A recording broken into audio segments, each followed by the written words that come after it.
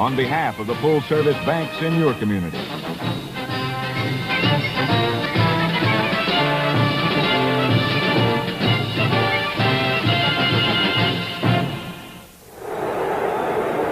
The pride of Pittsburgh, magnificent Three Rivers Stadium, home of the Pittsburgh Steelers, who today are hosting the Minnesota Vikings in a game that each team thinks it must win. Good afternoon, everyone. I'm Jack Drees. With me is George Connor. Minnesota Vikings, 4 in a row now. Figure they are rolling if it's not too late, but there is one little evidence of concern, George. Even though they won the game, the defense giving up 41 points to Los Angeles. They certainly did, but Bud Grant said you have to play the hand that you're dealt. They came from behind.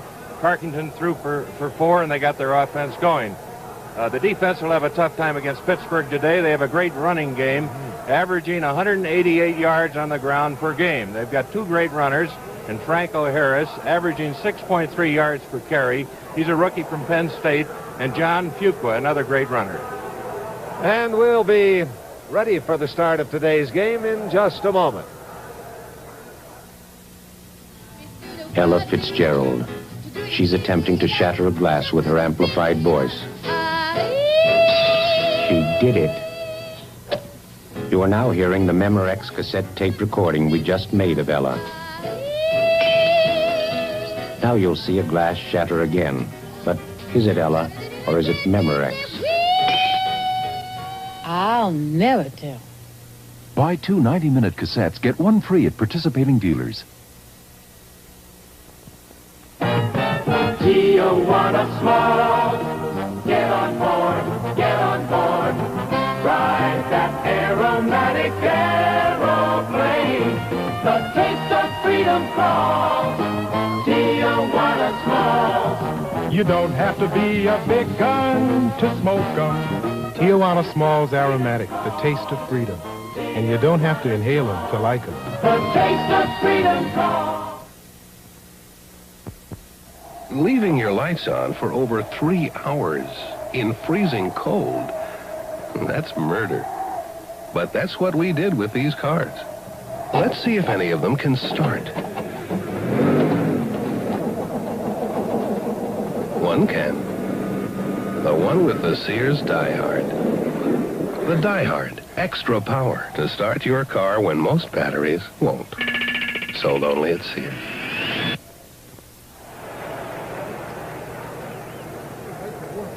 Now the introduction of the players has been concluded. The band is formed on the field. This is the Ambridge High School band for the national anthem. We'll have the reenactment of the toss of the coin as the co-captains from either team head out on the field. The toss was won by the Minnesota Vikings, so they will get their first crack at putting the ball on offense. Toss officially completed a half hour before kickoff.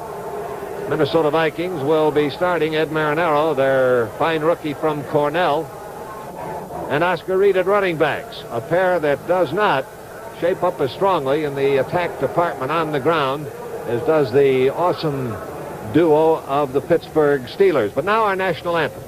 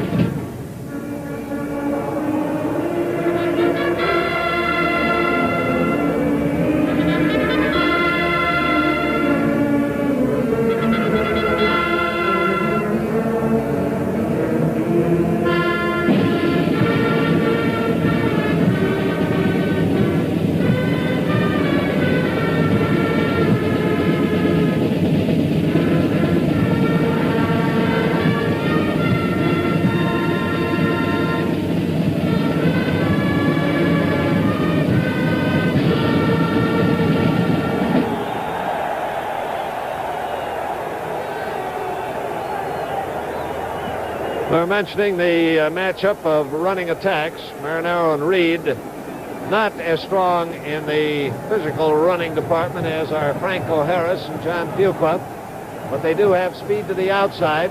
The balance swings in the other direction when you compare Terry Bradshaw with the veteran Fran Tarkenton. Terry Bradshaw coming on fast. Both these quarterbacks have the ability, which is often displayed, to do some running. And the first test, of course, will be the Minnesota offense against the Pittsburgh defense. Jack, I would like to point out that this is tartan turf they're playing on, and Pittsburgh has not lost a game here this year. They're 5-0 at home. And I think a home field advantage is really something here today in this big game.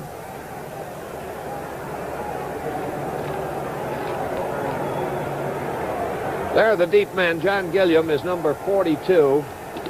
And with him down there, number 40, is Charlie West. Kickoff by Roy Girella. He's teeing up the ball at the 40-yard line. There is truly, as Bruce Roberts and Jim Finks were saying, a Super Bowl air in this stadium today. For this is a critical contest. A loss for the Minnesota Vikings would pretty much put them out of it. And the Pittsburgh Steelers, tied with the Cleveland Browns for the top spot in the AFC Central Division, are likewise trying to husband their losses and come through with what would be a first ever for these Pittsburgh Steelers, a divisional championship. We have a swirling wind of some strength, and twice now it has blown the ball off the kicking tee. Jack, the wind blowing the ball off the tee, it could be a factor in this game if either team has to resort to a lot of passing.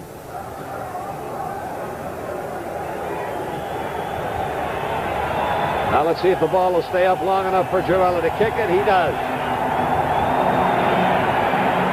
Gilliam about 2 yards deep in the end zone. Here he comes out to the 10, the 15, still on his feet at the 20 and breaks loose. Out to the 40, one man, Girella, the kicker, bounces him out of bounds at the 46-yard line, and John Gilliam was giving him great field position. There was a missed tackle there. Larry Brown, number 87. You'll see it coming up. It's a good move by Gilliam. There's the missed tackle right there. Gilliam with good speed. It's a fine return back to the 45-yard line. Ball at the 45, first and 10 for Minnesota.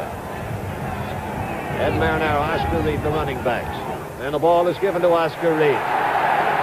He is dropped by L.C. Greenwood, the left end, number 68. That was Jack Ham, the left side linebacker, who popped through there and forced him into a sudden change of direction and took away some of his speed. So it's a yard pickup. It's at the 46. It'll be second down and 9.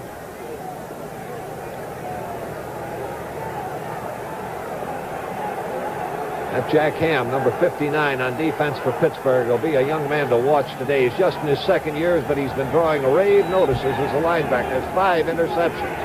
Oscar Reed tries it again straight ahead. And again, that fine defensive front four of the Steelers clogs up their path. Ben McGee, number 60, was the principal tackler, the right tackle. Last week, the Steelers defense was hurt. Andy Russell, the right linebacker, number 34, there you see him. He's an 8-year veteran from Missouri. He was forced out of the Cleveland game and hurt the Pittsburgh defense. He's operating on a bad ankle, but he says he's all right at game time. Gene Washington goes out wide to the left. Gene Washington also operating on a bad foot. Gilliam is the wide receiver to the right, and Tarkenton's going to the air. 3rd and 8. There's the throw to Gilliam. Complete. Nope. Incomplete. As he was hit by Mike Wagner and started down, he lost track of the football and it bobbled out of his grasp. He did not have it long enough to be ruled a completed pass. And the Minnesota Vikings have been held on downs by the Pittsburgh Steelers in the opening foray. So it's 4th down now. Line of scrimmage, their own 47. Deep men heading back are Glenn Edwards, and Glenn Edwards back there all alone. Mike Eyeshide to do the punting for Minnesota. Low pass from center. Eyeshide gets it away. Edwards makes the catch on the 17-yard line. Is caught and thrown down at the 18.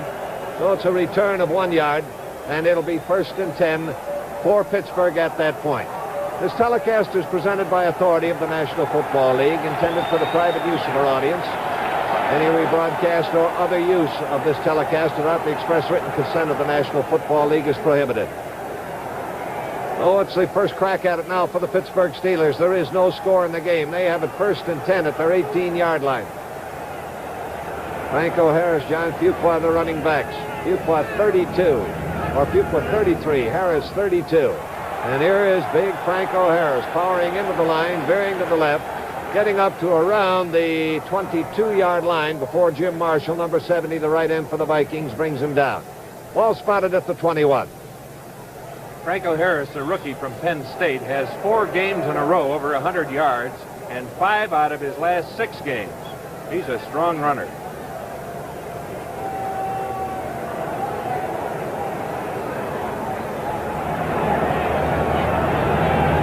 Second down, about 7 yards to go. Terry Bradshaw, quarterback. Fuqua drops the ball, and the Minnesota Vikings have got it. Fumble recovery by Carl Eller, number 81. Here it is again. He didn't get the ball. He doesn't have control of it. There you see it slip away from Fuqua. There's Carl Eller, 81. Gets down to the bottom of that pile and makes the recovery for the Minnesota Vikings. So the Minnesota Vikings get the first big break of the game. A costly turnover by the Pittsburgh Steelers has given Minnesota the ball just 20 yards away.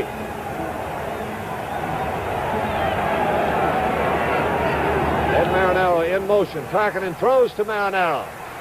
Cutting back against the grain, getting a block on the corner man from Grady Alderman, but it wasn't enough. Dwight White, the right end, number 78 for the Steelers, was there to haul him down after a short gain.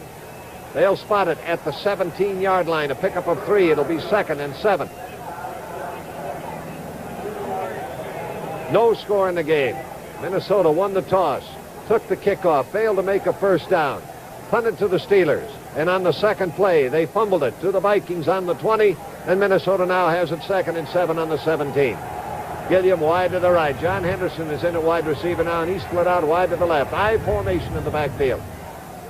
Tarkenton rolling right, hurried, and cannot make the connection to Oscar Reed. Jack Ham, that linebacker we were talking about, was in there putting the pressure on Fran Tarkenton and took something off the pass. Well, that was a good play by Ham and the defensive lineman. They didn't go for the play-action fake, knowing that Tarkenton likes to roll out. They continued through to the passer and made him throw a little bit quicker than he wanted to. He had his man wide open. They're down 7 yards to go. Minnesota on the Pittsburgh 17. Tarkenton straight back this time. There's his peg. Incomplete, intended for Marinaro. Batted aside by Mean Joe Green. Their big 6'4" left tackle, number 75.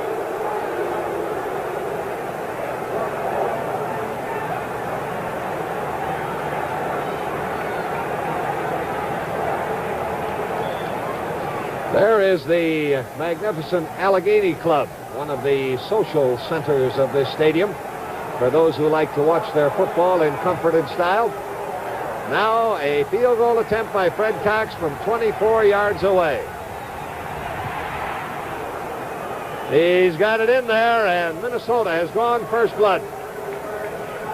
The Vikings are in the lead 3-0 over the Pittsburgh Steelers, and we'll be back with Minnesota's kickoff in just a moment. You parents ought to know something. Football's not just for us fathers anymore. That's right. Now the whole family's enjoying NFL action player stamps from Sunoco. Great to collect and trade. You get 9 stamps free every time you stop at a participating Sunoco station. While you're there, buy a Stamp Saver album. Regular edition, 89 cents. Deluxe, $2.49. Get NFL action player stamps free at Sunoco. Us kids love them. I'm Jim Mooney, and this is my wife, Joyce. We live in Bangor, Maine, where it gets awful cold. Joyce is a waitress. Sometimes she works late, and when she gets to her car, I want to be sure it starts. So we use dry Sunoco gasoline. Sunoco, especially in very cold weather, makes a big difference as far as starting the car and the whole operation of it. Fill up with dry Sunoco gasoline. All winter long, your car starts like it's summertime. Dry Sunoco gasoline. Now Minnesota to kick off. Fred Cox has the ball up on the 40. Number 35 is Steve Davis. Number 26 is Preston Pearson. They are the deep men for the Pittsburgh Steelers. And Fred Cox gives the ball a low squibbing kick that's moving over near the sidelines, makes it out of bounds. Minnesota will have to kick off again, accepting a 5-yard penalty.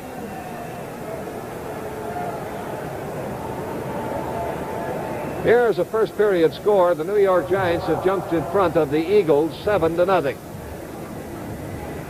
Ball coming back now, and Fred Cox will have to kick it off from the 35-yard line. With the wind swirling around down there and blowing the ball off the kicking tee twice for Roy Girello when he was attempting the opening kickoff, I would suspect that the wind might have caught that ball just as Cox was riding into it, because it was a very poor kick off to the side.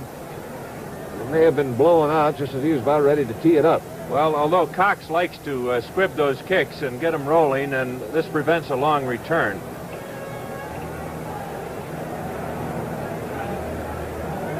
Steve Davis, 35, Preston Pearson, 26, the deep men for the Steelers. Moving up a little now with a 5-yard penalty. He wraps another low one that's taken by one of the up men. And he brings it out to around the 48-yard line. It was Rocky Blyer who was up on the blocking screen, who gathered in that line drive shot and takes it to the 48. Here's another short kick. Watch Rocky Blyer from Notre Dame there. Grab it. He's a spark plug. Vietnam War veteran. Makes a good return almost to midfield. Now Pittsburgh has an opportunity. They're practically at the 50-yard line, and Terry Bradshaw goes to the air right now. His attempt to hit Frank Lewis went off his fingertips out of bounds. It'll be 2nd and 10. First period score, Buffalo leading Cleveland 7-0. Remember, Pittsburgh and Cleveland are tied for the AFC Central Division leadership. Each has won 7, lost 3. Frank Lewis coming out wide to the left once again. Ron Shanklin, the leading pass receiver, is the wide receiver to the right. 2nd down and 10. Bradshaw goes for Shanklin, and did he get it? No, he had stepped out of bounds as he caught the ball, and it is incomplete. Charlie West was the cornerback covering on the play for Minnesota. 3rd and 10 at the 48-yard line. Neither team has yet recorded a first down. Terry Bradshaw throwing those 2 quick short sideline passes. It shows that he respects the deep zone of this Minnesota defense. You can see how deep the cornerbacks are playing in Minnesota. Got to go fairly deep on this one. It's 3rd and 10. He sends it down the middle, and it winds up incomplete. Jeff Seaman almost got it after it was blocked by Charlie West.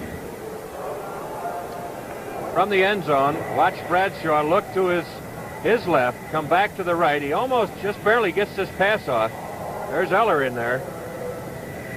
Good pass coverage there. And watch number 50, Jeff Seaman, almost get the ball, but Shanklin runs into him. Now in punt formation with Charlie West, the deep man. He's going to take it on the 12. Gets to the 15, runs into trouble along the 20, and is dumped out of bounds by Glenn Edwards. Number 27 for the Pittsburgh Steelers. It'll be 1st and 10, the area of the 20-yard line for Minnesota. The score is 3-0. The Vikings are out in front. With the score, Minnesota 3 and Pittsburgh nothing. Let's pause for a moment. The solid 73 Ford Torino. Can it ride over this course of 2x4 smoothly enough to keep a tightrope walker balanced on top? High wire specialist Bill Couch is about to find out on a tightrope rigged to Torino's body. He's counting on Torino's suspension to soak up the bumps and keep them safely on that wire. Bill signals, and they're off. Those wheels are taking quite a pounding, but Bill isn't, as Torino's remarkable suspension does its job.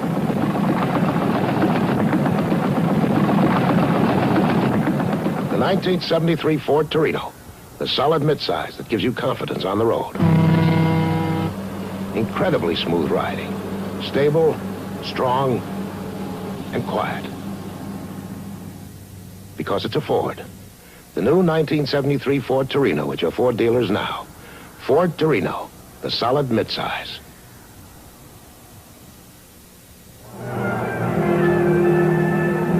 Jack Drees with George Connor as Minnesota takes the ball 1st and 10 at their own 20-yard line. Tarkinen has completed 1 pass out of 4 attempts.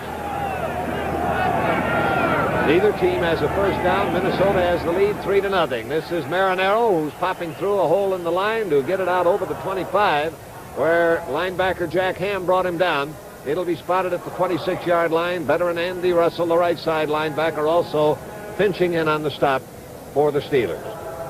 Jack, that was a good call from Tarkington. It could have been an audible at the line of scrimmage because the Pittsburgh defense was overshifted to the left, the offensive right, and he picked the right hole there. So it is now 2nd down and 4 yards to go. They've got the ball at the 26-yard line. John Henderson, wide receiver to the right. Apparently that foot is bothering Gene Washington once again. He started. Penalty flags go down. Looked like Milt Sunday was a little early on his charge for Minnesota.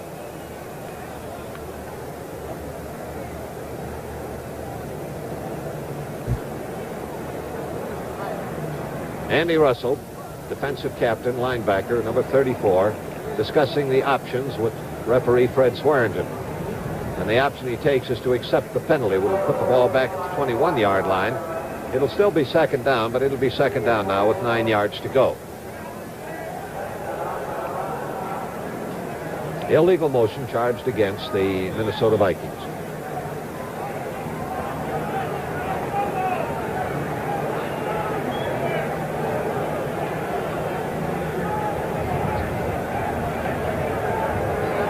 Second and long yardage. Anderson wide to the right. Williams come over to the right side as well, and now they send Oscar Reed in motion to the right. Everybody's over there. The throw is to Reed on the line of scrimmage. Picked up about a yard on the play. Mike Wagner, the safety man, was right there. Pass completed at the 21. He was grounded at the 22. It's 3rd and 8.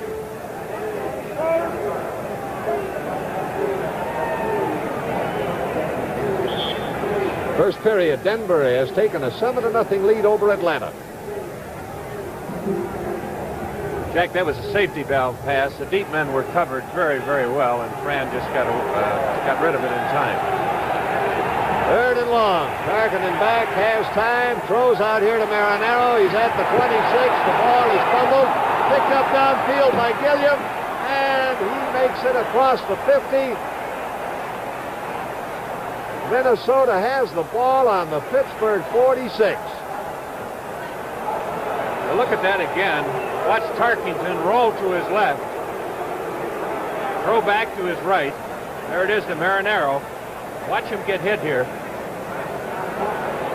He gets hit hard, and that ball rolls upfield, but Gilliam, very alert, rolled right into his hands, picked it up, made a nice gain out of it. So it'll be 1st down for the Minnesota Vikings. They've got it now 47 yards away.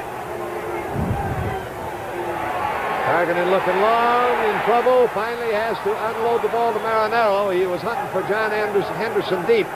Ben McGee, the right tackle, number 60, was in there hurrying the effort of Tarkington, and he hit Marinero for another 1st down that puts the ball at the Pittsburgh 34-yard line. These are the first downs recorded in the game, and we've had 2 of them in a row.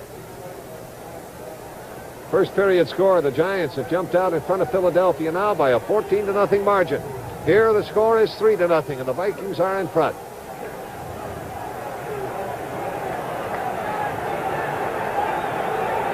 Little less than 8 minutes to play in the first quarter. Tarkinen back again, plenty of time. Downfield receivers covered. Is flipped out to Marinero, goes through his hands, incomplete. Be 2nd and 10 at the 34.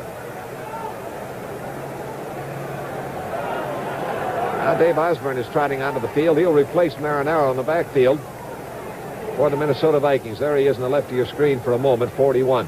It appears that the Minnesota Vikings and Fran Tarkington have decided they can't run against this Pittsburgh defense, and they're just come out throwing. Tarkington is 4 for 8 at the moment.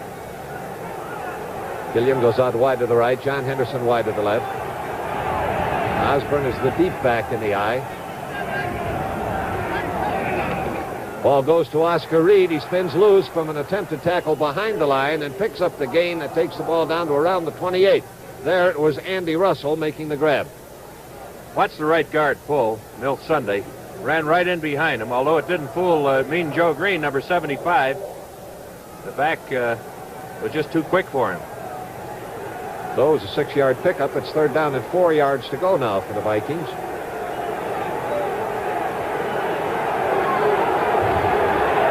William wide right, Henderson wide left. Running backs are split out. That's Osborne in motion to the left. And Tarkington looking to throw. He needs 4. He flips one out to Oscar Reed, who's got the first down and is out of bounds at the 17-yard line. Pretty tough play to cover, Jack. Jack Ham, 59, the left linebacker, has to respect the running ability of Fran Tarkington. He comes up, he throws it. If he lays back, Tarkington runs. He needs help from the defensive secondary.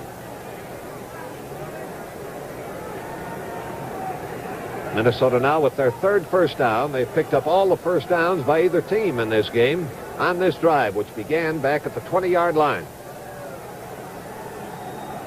Wide receivers spread out to either side. 1st and 10, 17-yard line. Osborne in motion. And on a delay, it's Oscar Reed. He kicks that ball down to around the 12, 13-yard line, where Jack Ham was in there once again to make the stopper for the Pittsburgh Steelers. First period. Buffalo now setting the scene for a great upset, 10-0. Yes, they are. They just scored on a 13-yard run by O.J. Simpson, who's having a great year for Buffalo. 2nd down and 5. Boy, the winter wear is much in evidence in the crowd here at Three Rivers Stadium. It's a chilly day, not really cold, but kind of a dampness in the air that gets to you after a while. Osborne looking for somewhere to go, finds a little bit of running room, is able to get inside the 10 down to around the 8-yard line. A little bit short of a first down. It'll be 3rd and about 1.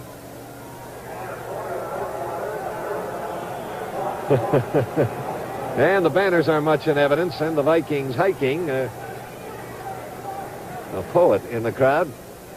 3-0 Minnesota. They've been hiking pretty good on this drive. Started back on their own 20-yard line. They've got it 3rd and 1 now.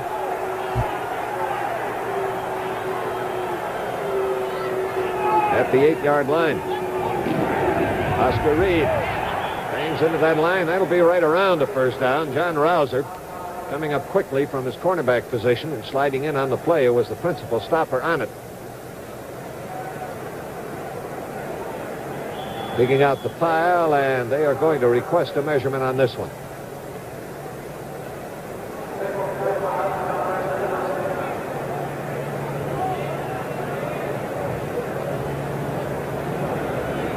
Chains are being brought in. We've got a good look at it.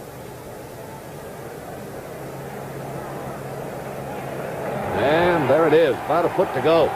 Oh, it's 4th down, about a foot. They look over to the sideline to see what Bud Grant wants to do, and it looks like they're going to go. Bill Brown is coming in to replace Oscar Reed. Now they're toughening up the forward line. Ernie Holmes, a tackle. Craig Hanneman, an end. Jack Ham and Andy Russell, linebackers, are coming out. Bill Brown's got good size. He's a good blocker. He can be used as a blocker, or he gets that extra yardage. He usually goes over the top. There he is, number 30. 34-year-old Bill Brown. Leading 3-0. They're going to take their shot. Brown bangs into the line. Is caught along the line and thrown back. They were ready for Mr. Brown.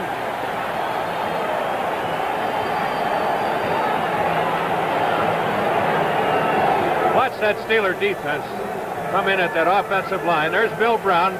Boom, he's really hit there. They're going to measure for it.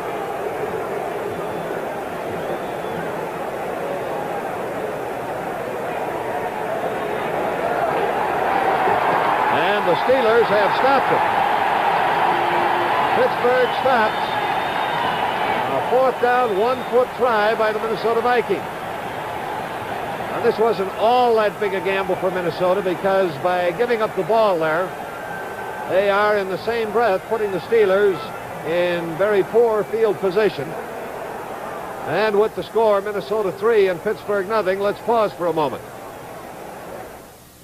My name is Betty Sims.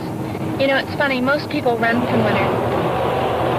It's not always fun driving in the winter, but it's something I have to do. I sell ski fashions in the Rocky Mountain states, and I have to travel throughout Colorado, Wyoming, Utah, and New Mexico, all alone, except with my dog, Tracy. She's pretty good company, and I have to travel a lot of times when there's great powder on the slopes, but that means plenty of snow on the road. I've been in plenty of situations where I've had to stop, and also when I've had to get going. A girl can't always just get out and push.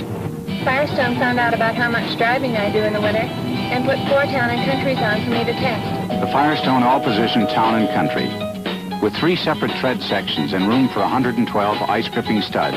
They're designed for the front wheels, too, and available for most imported cars. At your Firestone dealer or store, the people tire for winter. They say almost nothing will stop them, and you know they're right. I mentioned that in failing the 4th down try, they gave the Steelers bad field position, but you must remember they've got the runners to improve it in Fuqua and Franco Harris. Franco Harris gets the call. He's got running room to the outside, and he has that ball up to a point just short of the 15-yard line where Alan Page ushered him out of bounds. Franco Harris, 6'2", 230. Watch the power this man has. To see Alan Page, 88, come over there. Good block. Gets by the linebacker, and watch him carry Alan Page. And not many backs in the National Football League can do that, Jack. Now the ball is at the 13-yard line. 2nd down and about 4 yards to go with a 6-yard pickup on that one. Barry Bradshaw looking over that defense, gives it this time to Fuqua, and Fuqua punching into the line is able to get that one out to pretty close to a 1st down. Jeff Seaman, the fine rookie middle linebacker, coming in to make the stop for Minnesota. And they're going to have to measure to see whether or not this was made. 1st quarter, the Packers have moved in front of Washington 3-0. They did it on a field goal by Chester Markall, and that field goal was 52 yards. Pittsburgh has a 1st down.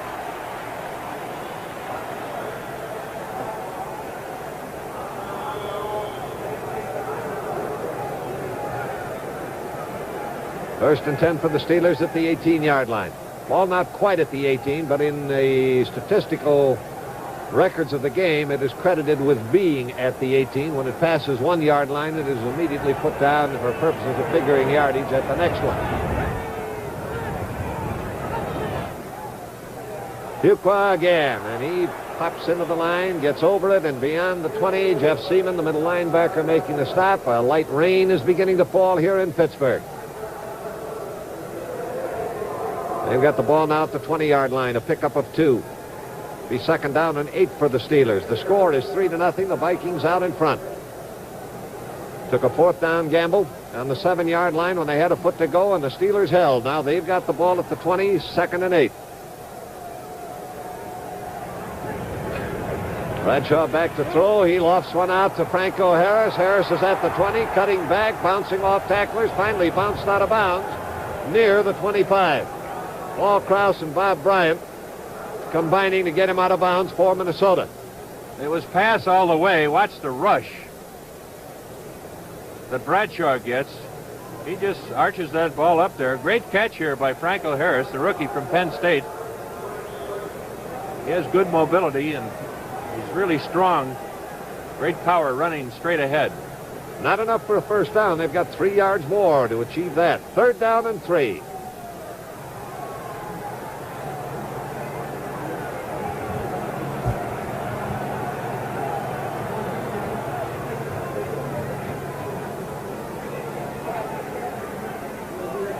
Franco Harris trying for it, but he's clogged up along the line. Jeff Seaman was in there fighting off a blocker. Clogged up the play. Short of a first down. Pittsburgh will have to kick it. From the end zone, watch Gary Larson, number 77. He gets in there, trips up the interference.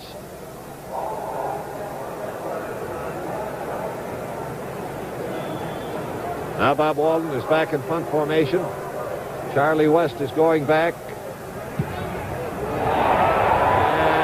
And low but distant punt will give him an opportunity to run it back. He's back to the 20 and is caught short of the 25. Snowed under as he gets to the 24-yard line. A flag is down. I believe it will be a clipping call against the Vikings. Preliminary signal, clipping against Minnesota.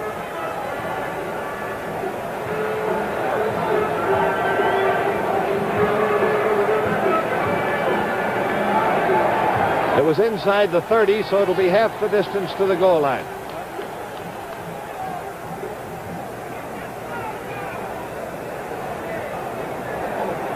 Carl Gersbach was guilty of the clipping, and it'll put the ball back at the 11.5-yard line. So we'll call it the 12, and it'll be first down for Minnesota, and now they're starting deep in their own territory. They have a score on the board, a field goal by Fred Cox, and it's 3-0 in favor of the Vikings. 2 minutes and 47 seconds left in the first quarter.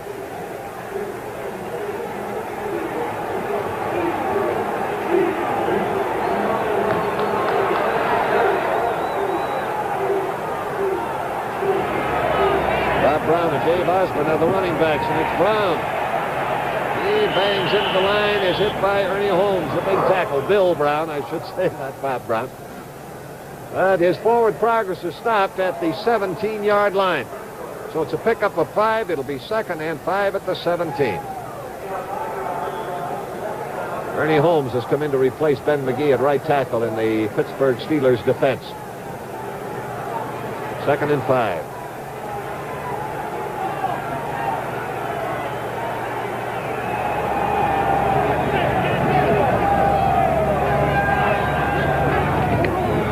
Gives to Bill Brown again. He is slowed initially by Henry Davis. The ball is loose.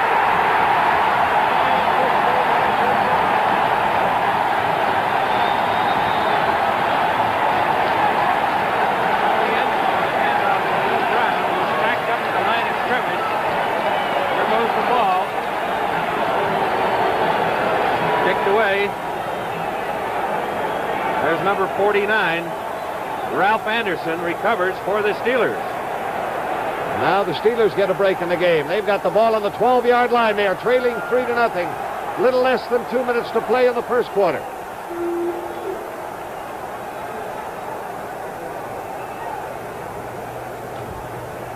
Franco Harris gets the call. Good block in front of him, and he's in the end zone. That was Bruce Van Dyke, number 66. Who plowed the corner man and opened the way. Franco Harris has scored from 12 yards out, and the Steelers lead. In slow motion from the end zone. Watch Franco Harris. There's Bruce Van Dyke. What a block he put on Charlie West, and he goes in standing up. Now Roy Girella on the try for point.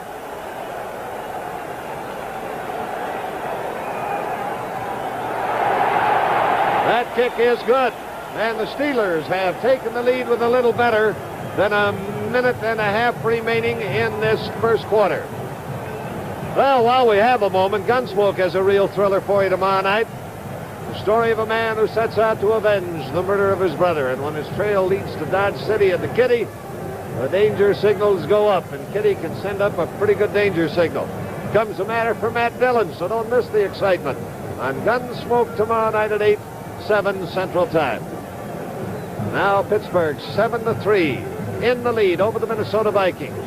1 minute and 37 seconds remaining in the first quarter of the game. And the deep men for Minnesota. John Gilliam is number 42. Charlie West is number 40 nearest us. Roy Girella. Ball teed up at the 40, ready to kick it off. Team of crucial importance to each of these teams. Gilliam takes this one 2 yards deep. Out to the 10, 15. Picks up a block, gets to the 25, and that is all she wrote. And Ralph Anderson, who recovered the fumble that gave Pittsburgh the stage setting for their touchdown, made the tackle. Ball at the 26-yard line, 1st and 10 for the Vikings.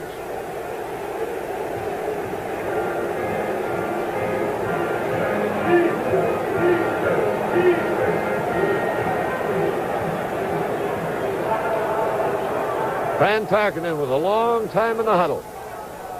Now he's broken it. Here they come.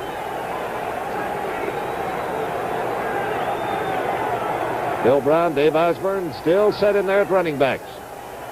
Oscar Reed and Ed Marinaro started. Both have been relieved. And too much time. That long strategy session in the huddle didn't leave enough time to make any kind of a count. And 5 yards is marked off for delay of game. The Steelers are throwing an unbalanced defense. They're over-shifting to their defensive left. And they have Mean Joe Green right on the head of the center. Mick Tinkelhoff. They have their linebacker on the weak side to the outside. And they're just playing strength against strength.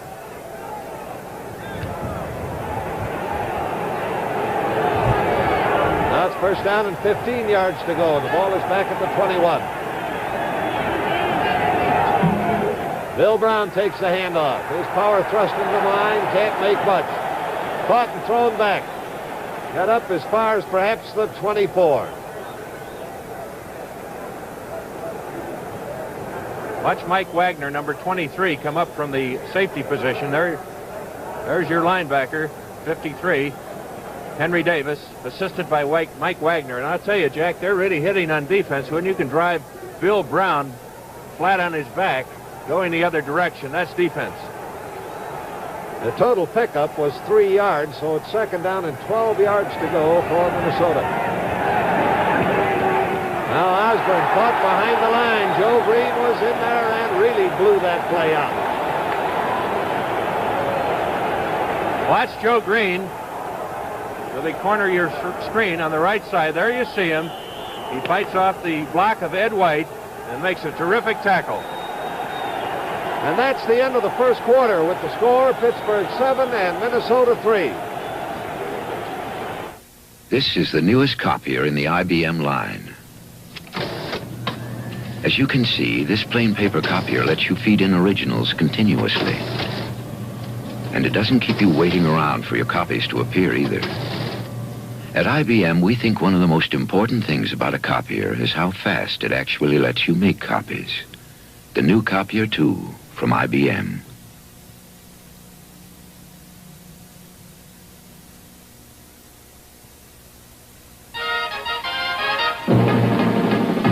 A crop duster's gotta be tough. His equipment's gotta be tough, too. Tom Hornsby uses AC spark plugs.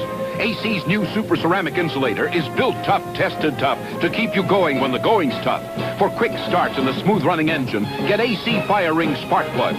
Original equipment on GM cars. AC keeps you going when the going's tough.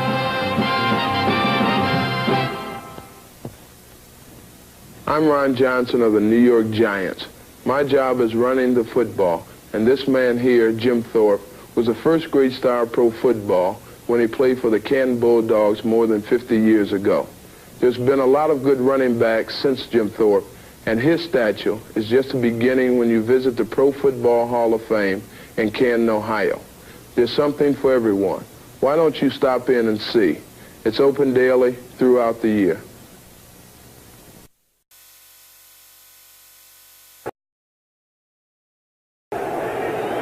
Now we go into the 2nd quarter.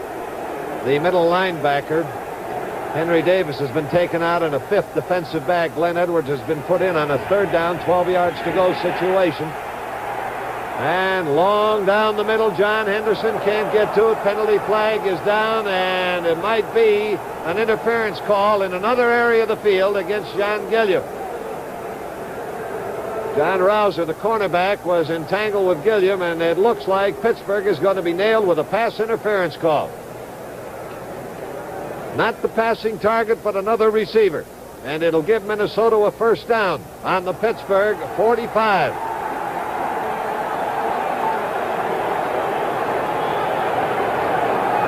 Tarkinen has completed 5 out of 9. The score is 7-3 in favor of Pittsburgh over Minnesota. First down on the 45. Dave Osborne, deep reverse on the end around. Gilliam, the wide receiver, going back to the right, and he can never make it back to the line of scrimmage. The play lost a yard. John Rouser making the tackle. Watch this reverse.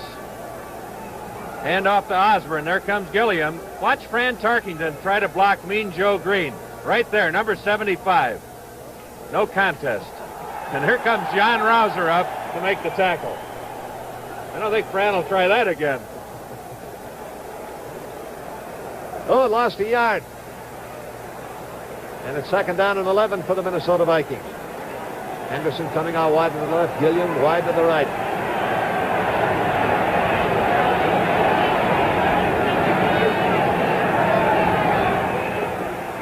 Osborne trying a quick thrust is tripped up by Joe Green, who had gotten into the backfield. Fell forward across the line and gets it out to the 46-yard line, where it'll be 3rd and 9. He's playing head-to-head with Ed White, who's supposed to be the offensive guard for the Vikings. He's supposed to be one of the strongest men in the league. But I tell you, Joe Green has given him all he wants this afternoon. Ed Marinaro has been brought back into the running backfield now for the Minnesota Vikings, coming in there, obviously, as yet another pass receiver replacing Osborne.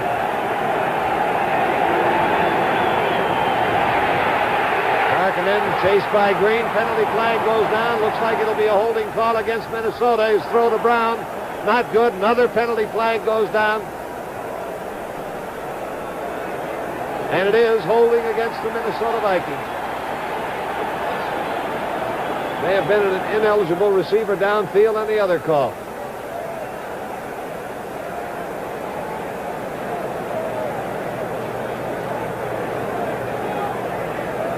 As L.C. Greenwood charging in, number 68 for Pittsburgh, putting the heat on, and we'll see which of the penalties are going to be in effect.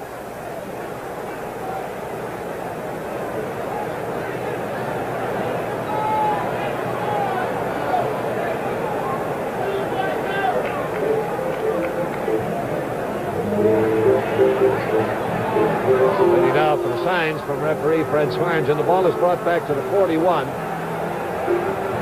Good choice, Jack, because they took the one that gave them gave Minnesota the down. They had to use the down up. It's 5 yards and the down counts, so now it's 4th down. The other way it would have been 15 yards and no loss of down.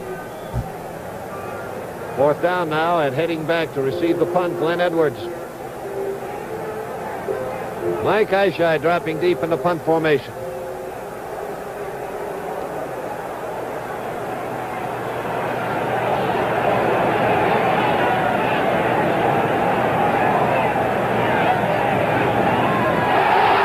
The pass, going to have to run it, and kicks on the run. He loops a little ball that's taking a Minnesota roll and getting down to the 21-yard line. So the Minnesota Vikings with a gutty punt by Mike Ishai, who was in the throes of getting hit, and once he starts to run, he's fair game. Here it is. Running to the outside, and he kicks it left-footed. Amazing, Jack. So with the score, Pittsburgh 7 and Minnesota 3. Let's pause for a moment. This is a totally different kind of razor blade. It makes shaving easy. Now, I wouldn't dare do this with an ordinary blade, but Wilkinson has reinvented the razor blade, the bonded blade, bonded permanently at the precise shaving angle and exposure. But don't do it this way. Use the handle that comes with it. It's even easier. Safer, too. The Wilkinson Bonded Shaving System. It makes shaving easy.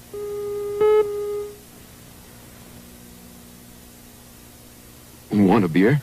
Mm-hmm. You know, this is really an interesting six-pack. See how it's completely covered? See the ends? Covered. Mm-hmm. That's so light won't get in. Light can spoil beer. Uh-huh. And this is good beer, so they don't want light messing around with it. Well, in that case, why don't we turn off the lights?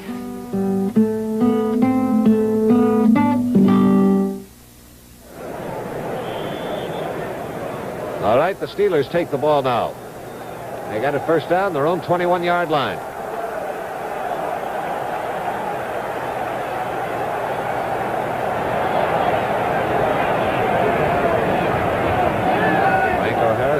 Shift. Fuqua edging up a bit. Those are the two running backs for the Steelers. Straight back goes Terry Bradshaw. Has good protection. Going long. And the play is broken up by Jeff Wright when Bob Bryant was waiting to intercept. The target was Frank Lewis, and Bryant had it in his hands, he thought. Good protection here. You're looking right. Looks the defense off. And Bobby Bryant is all set. Watch, to make that interception. Jeff Wright doesn't know he's behind him, and he knocks the ball down. And, of course, in all fairness, they can't be looking around to see if someone is there to intercept. Well, it was a good play by Jeff Wright, but a bad break for Minnesota. Second quarter, Washington 7-3 over Green Bay. They're taking the lead on a 2-yard run by Larry Brown. Second down, 10 yards to go now for the Steelers. Bradshaw back, throws to the outside. Lewis has it. He is caught over there by Bob Bryant and hauled down as he gets that ball up to the 30-yard line. It'll be a little better than a yard short of a first down. 3rd and a yard.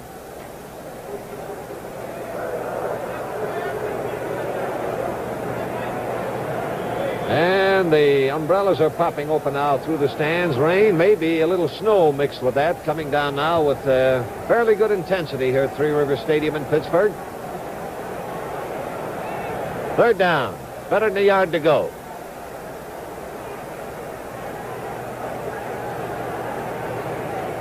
John Fuqua has the first down as he pops it out to the 32-yard line. Jeff Seaman, the middle linebacker, making the stop. Here it is. Watch the pulling guard there, number 57. Does a great job.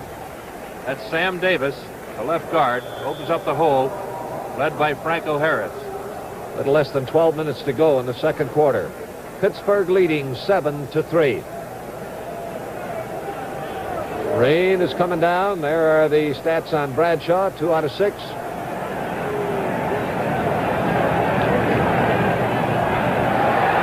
And he tries to lead Franco Harris with one, but he let him a little too much. Alan Page was putting on the chase on Bradshaw. Pass incomplete. It'll be 2nd and 10 at the 32. And Carl Eller, the defensive left end, seeing pass all the way, dropped off the line and was running right with the intended receiver. Another score, second quarter. The New York Giants bombing Philadelphia. It's now 24-3. Yeah, Pete Gogolak just kicked a 25-yard field goal for New York. Frank Lewis wide to the left. Ron Shanklin is wide to the right.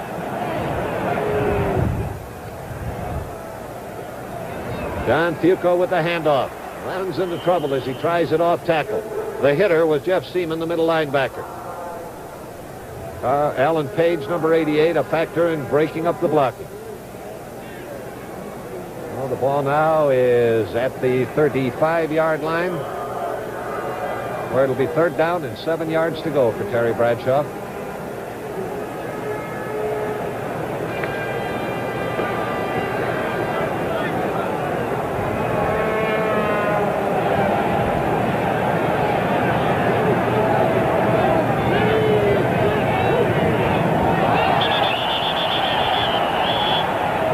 Come in. And Jan Kolb, the left tackle, looked like he may have been guilty of illegal procedure, and that's what the call is against Pittsburgh, coming off that 3-point stance. Fred Swearingen gives us the sign, and it'll be 3rd down now with a little better than 12 yards to go. Line of scrimmage is moved back to the 24-yard line. 7-3, Pittsburgh leading. Little less than 11 minutes to play in the second quarter. Shanklin out wide to the right. Lewis wide to the left. Bradshaw back in trouble and keeps his feet in time to try one to Franco Harris. The pass is incomplete. Carl Eller was number 81 coming in to lower the boom. Good rush by Minnesota this time. Carl Eller coming in. Bradshaw gets away from him, but tries to hit his back out in the flat. He's almost torn apart there, and it's incomplete pass. Bobby Bryant and Charlie West have gone deep now as we move into punt formation with Bob Walden back to do the kicking for the Pittsburgh Steelers. Walden drives one down to Charlie West, who has to move back, giving ground to his 23, and penalty flag flies in as he is grounded around the 27-yard line. Sam Davis getting down to make the stop. Jack, the up back, Bobby Bryant, signaled for a fair catch, and the receiver didn't see it, and I believe that'll be the call.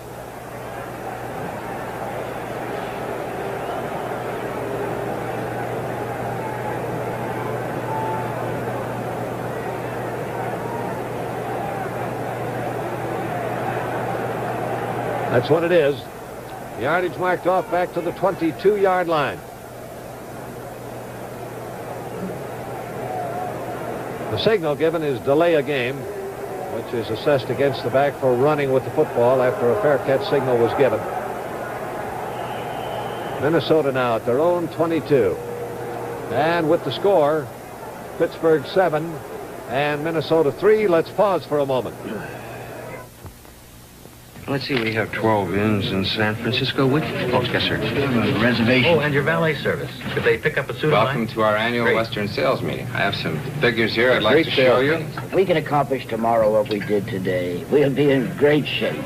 Today, this Holiday Inn made 463 businessmen a little more efficient by making them a little more relaxed. So next time you travel on business, stay with Holiday Inn, the most accommodating people in the world.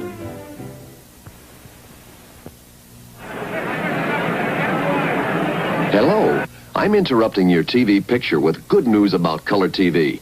Know what's in back of many TV repairs? Look, chassis tubes. Tubes get hot, weaken with age, and are a leading cause of TV repairs. So RCA takes every chassis tube out of XL100 color TVs. XL100s are 100% solid state, designed for longer life and vivid color. Give chassis tube problems the boot with XL100. Jack Drees with George Connor at Pittsburgh as the Vikings take over, 1st and 10. Ball at their own 22-yard line. Tarkenton rolling out to the right.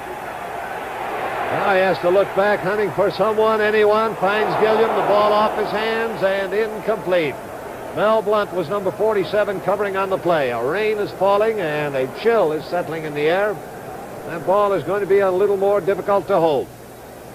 2nd and 10.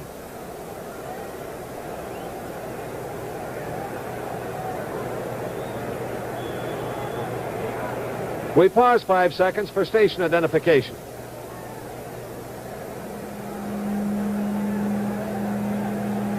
And we have a look at one puddle forming in the rain. Coming down pretty hard now at Pittsburgh. Minnesota trailing 7-3 behind Pittsburgh. Has its 2nd and 10 at their own 22-yard line. 10.5 minutes to go in the first half. And no luck at all on that one. Shot into the line, picked up by Joe Green and carried back.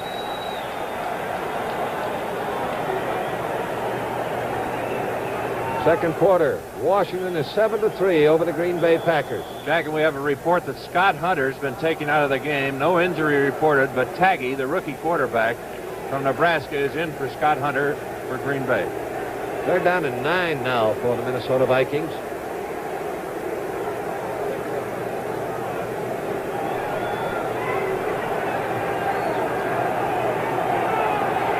Starting backs are back in now, both Oscar Reed and Ed Marinaro.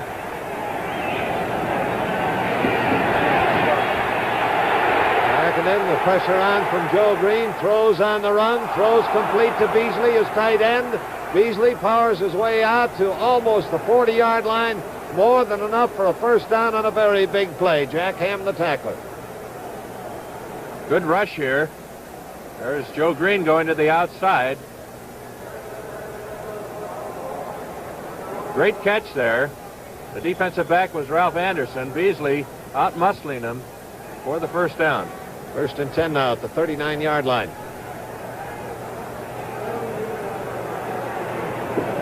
Rolling right, getting away from Joe Green. He hopes. But Green still battling in there, and that pass is out of bounds. Jack Ham intercepting, but intercepting out of bounds. Incomplete.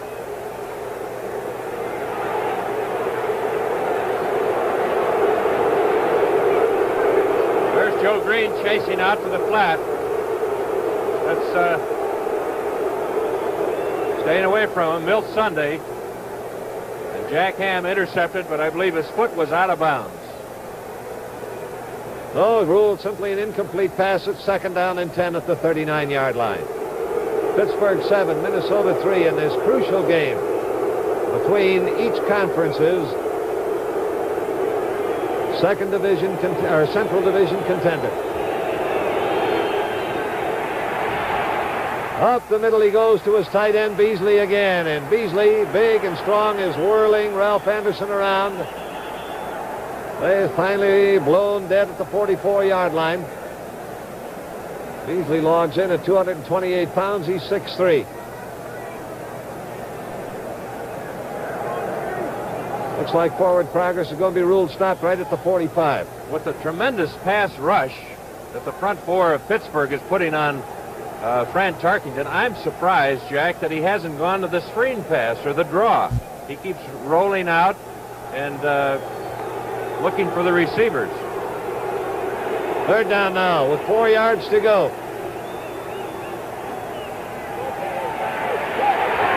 And he pegs one to Marinaro. Marinaro fighting for that first down, and he's got it. He crossed the 50 before he was dropped by Andy Russell, the right side linebacker. Now Minnesota has moved into Steeler territory. They have it 1st and 10 at the Pittsburgh 49.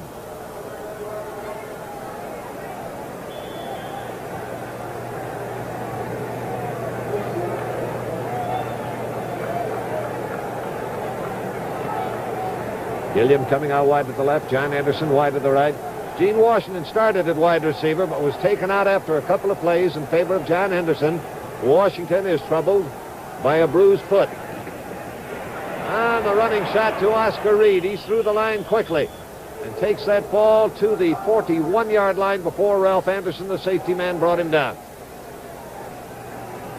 Good blocking up front. Watch Tingelhoff go through for the middle linebacker, Davis. And Oscar Reed just kind of slithered through there, found the hole, and made good yardage, about 8 yards. Second down now with a shade better than 2 yards to go for the Vikings. And Reed gets the call again. He powers through for a first down, and Fran Tarkington has found a path through that tough Pittsburgh defensive wall. There you see a good block by White there. He takes Holmes all the way in, and that opens up the hole. They keep banging away, and they might have found something there, Jack. 1st and 10 now at the 34-yard line. Pittsburgh is leading 7-3.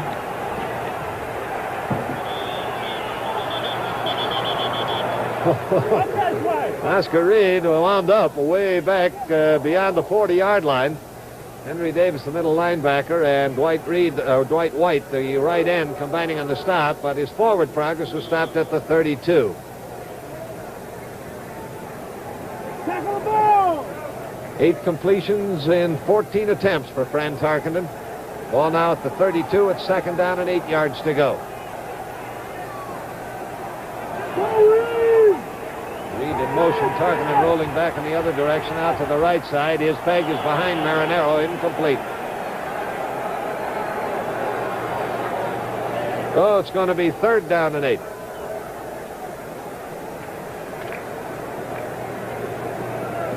Second quarter, Washington 14, Green Bay 3. And that score was a 25-yard pass from Kilmer to Jerry Smith.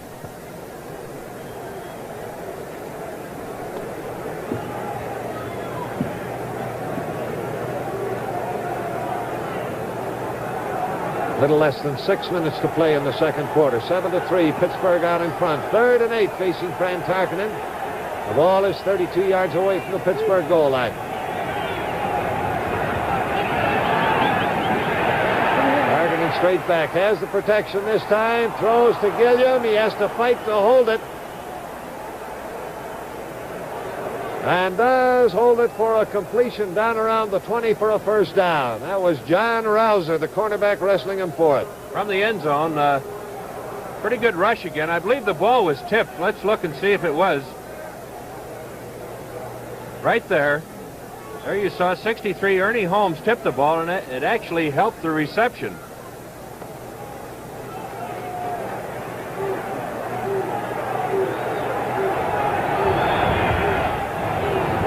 First down at the 20-yard line.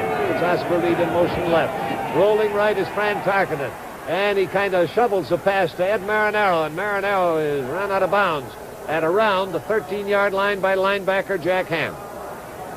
Watch Tarkenton how quickly he gets to the outside. He could have run the ball, but he decides to dump the ball off to Marinaro. He likes those short passes.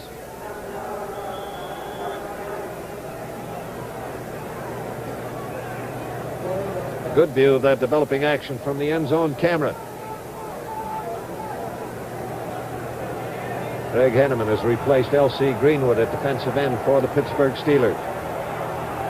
Second down, a shade better than 3 yards to go. Marinaro on the sweep. He's around the corner, inside the 10, down to the 5 before he's finally hauled down. It'll be first and goal to go for Minnesota. From the end zone again, watch Milt Sunday get to the outside. They blocked to Hanneman. Number 67 just came in the game. Good call by Tarkenton. There's the block by Ed White.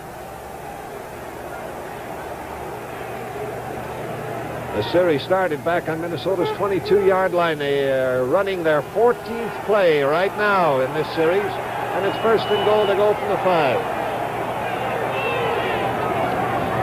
Marinaro trying the middle, and boy, the middle closed up.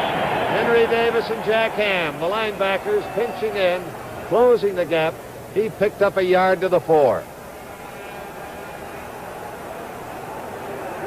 The regular defensive left end, L.C. Greenwood, number 68, back in there.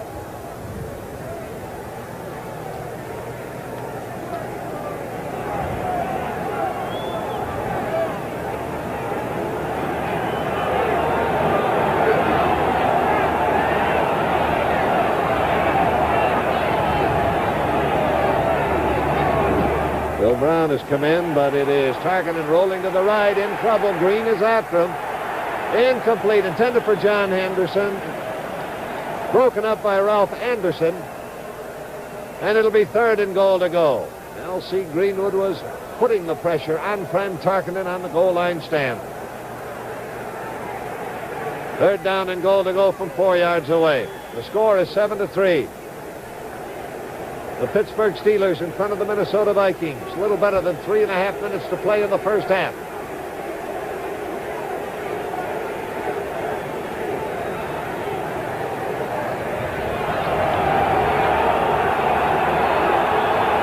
Bill Brown, Ed Marinaro, the running backs.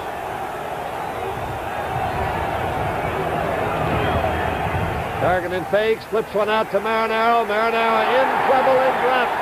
Left for a loss of 2 yards. And it'll be fourth and goal from the 6. From the end zone, watch the faking here. Fakes it to Brown, throws out to Marinaro, but Jack Ham, second-year linebacker, there he is, makes a great block for a tackle. He's a second-year man, rated very highly. He's from Penn State. So the Vikings will attempt to settle for 3 points. Red Cox in to do the kicking. And it is a knock snap from center.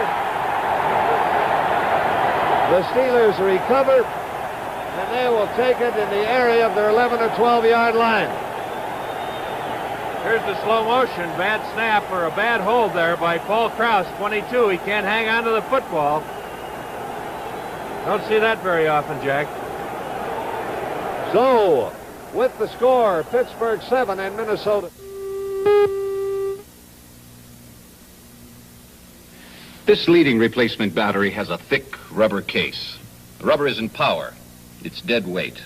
Ford builds the Motorcraft Long Life Premium battery with tough, thin polypropylene. It costs more, but you get more inside. More plates, more starting power, more reserve power.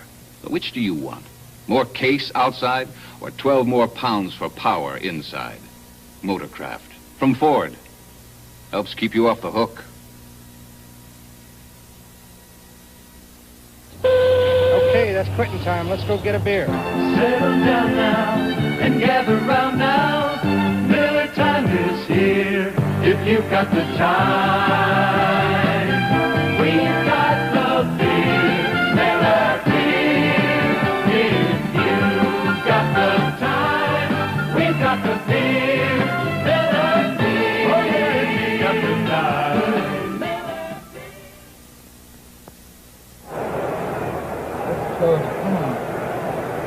Oh, the Pittsburgh Steelers take it on their own 11-yard line after a muff attempt to tee up the football for a field goal try gives the ball to the Steelers. They still lead 7-3 over Minnesota. Franco Harris looking for room, breaks 2 tackles, a third, and finally is rolled out of bounds by Wally Hilgenberg. Man, that's power running, George.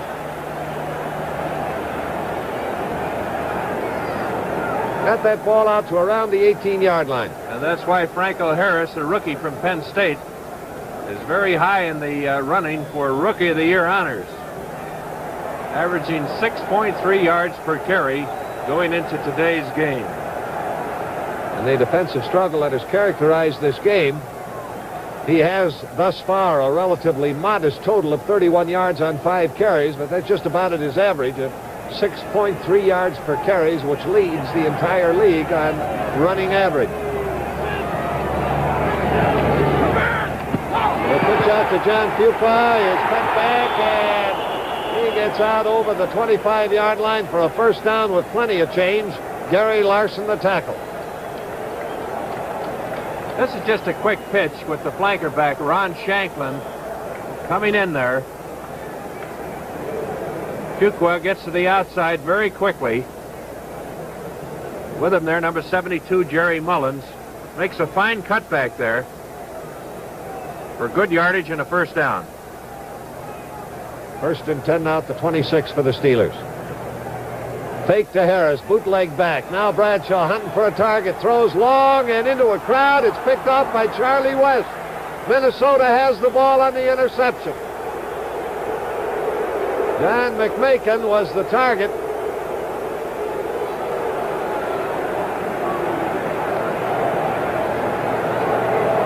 Minnesota first and 10 now, and they've got the ball at the 50-yard line. Good play action there. He's got all the time in the world. He's trying to hit John McMakin, and I question that throw. Look at all those white jerseys back there. Bradshaw threw into a crowd there, and West intercepted. So with the score, Pittsburgh 7 and Minnesota 3. Let's pause for a moment.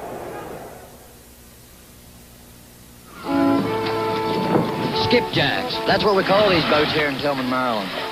They're used for dredging oysters. This baby's mine. It's the oldest one around these parts, built 1891. You know who helped me get it? Full Service Bank. They loaned me money to buy it so I could go into business for myself. And pretty soon business was so good that the bank offered me another loan to buy that crabber. Then they helped me pay for special insurance on both boats and showed me a way to handle my money I never would have thought of. That bank really stuck with me. Hey, there's my banker now. Hey, Johnny. Hi, Bart. His bank may look small, but it sure does things in a big way. I guess that's why they call it. Hey, sit there. Hey, sit there. I haven't seen you for about a week. A full-service bank. All across the country, in 14,000 different banks, helping is our business.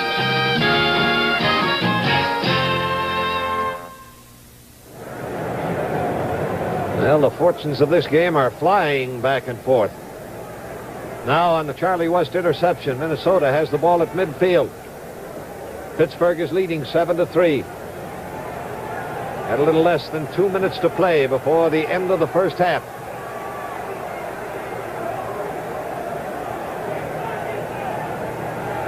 Targeting back to throw. Green after him. He flips one over the middle to Ed Marinaro. Marinaro is grounded at the 43-yard line by L.C. Greenwood.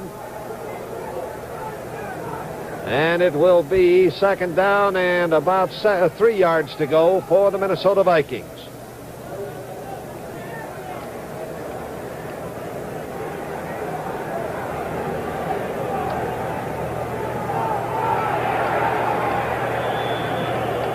This shot into the line by Oscar Reed is right along the line of scrimmage. Joe Green was in on the tackle. It'll be 3rd and 3, no gain on the play.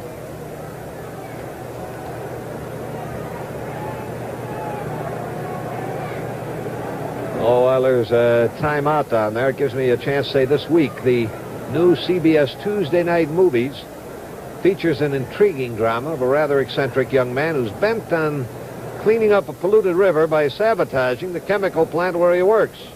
Tony Perkins, Tuesday Weld are the stars, and they pretty much twist into each other's lives in Pretty Poison. That's the CBS Tuesday night movie at 9:30, 8:30 Central Time.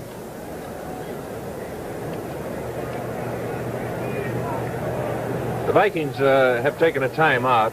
They have 2 remaining. And Tarkington, Jack, we saw, as you see him over there talking to Bud Grant and Jerry Burns, we saw Tarkington take them the length of the field, the Vikings, against Denver earlier this year in 36 seconds. So he can do it, but he's faced with a 3rd and short yardage. He's got to get the first down first.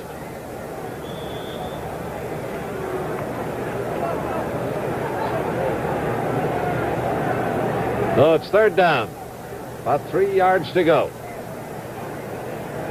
Tarkington likes to throw to his backs. He's been throwing to them all day long. Aaron Arrow's caught 7 passes thus far in this game. Tarkington 12 out of 20 so far in his total passing attempts versus completions.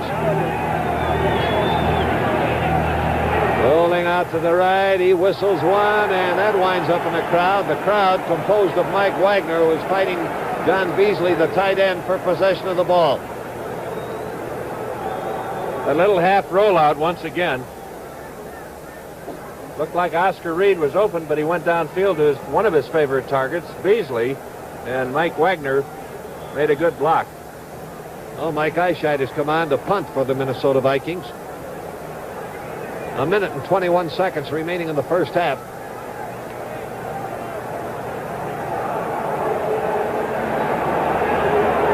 We've got Mike Wagner going deep.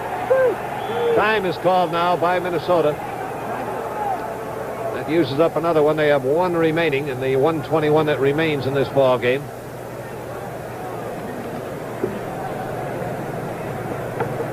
And now Wagner, who was back deep, is coming over near the sidelines, getting a little advice from the bench. Meantime, across the field, there's a look at the Minnesota Vikings bench, and in the dark jacket on the sidelines, Minnesota coach Bud Grant. Now they've changed their mind, taken Eichheit out. That was the reason for the timeout, and a 50-yard attempt is going to be tried by Fred Cox. A 50-yard field goal attempt. No good.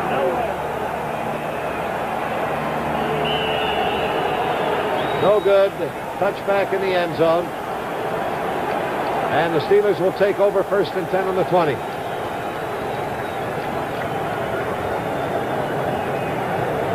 Second quarter. Score now at 7-3 with 1 minute and 14 remaining in that second quarter. The Steelers out in front. And to the Steeler fans, that all-important game, Buffalo versus Cleveland, Mike Phipps has just scored, thrown a pass, 13 yards for a TD, and it's now 10-10. Bradshaw at his own 20-yard line. Bradshaw on a quarterback sneak surprises the Minnesota Vikings and almost gets a first down. Knocked it out there just short of the 30. Roy Winstone, the linebacker, making the tackle. You can see the wide gap in the defensive tackles. Number 50, Jim Clack, opens up the hole. You can bet your bottom dollar that Chuck Knoll on the sidelines, before he set Bradshaw in, said, don't put that ball up in the air. Clock is running. There's the time ticking off on the Mammoth scoreboard. Bradshaw gives to Fuqua. Fuqua around the corner, and he gets across the 35 to be grounded at the 36-yard line. Steelers, remember, are leading in this game 7-3 as we near the end of the half. Jeff Seaman middle linebacker, and Charlie West, the cornerback, combining on the stop. First down. 1st and 10 at the 36 for the Pittsburgh Steelers.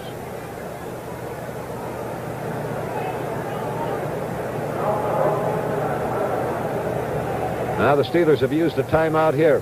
They have 2 remaining versus 1 for the Vikings. The 1 for the Vikings academic now as we get into close to the final half minute of this ball game. And the Steelers crowding up now along the sidelines.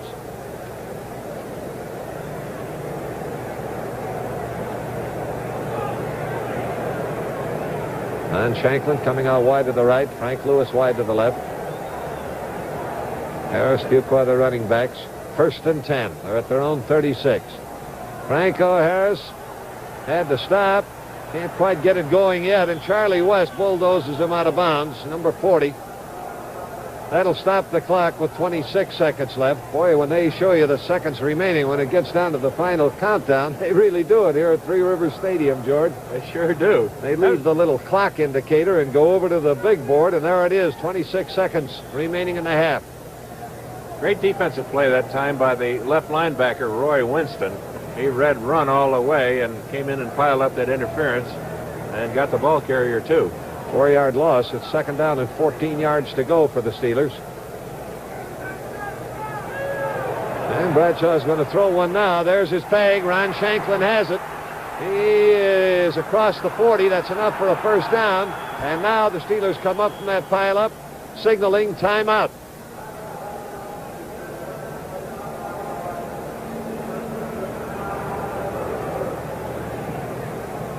There's that pass over the middle to Shanklin.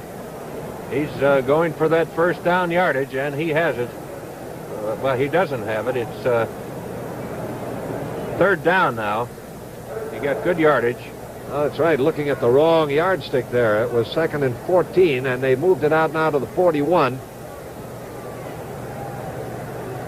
which will make it 3rd down and about 5. 3rd and 5. That's the first pass caught by Ron Shanklin, who came into this game as their leading pass receiver. He had 32 catches coming into this game, so that gives him a total on the year of 33. 3 for 10 are the totals on Terry Bradshaw. Completions versus attempts. Bradshaw looking long, and Shanklin is the target again, and he was out of bounds. Both feet were not in bounds. Stops the clock with 11 seconds remaining. Good protection by the Steeler offensive line here, and let's see if he's got his feet in or out.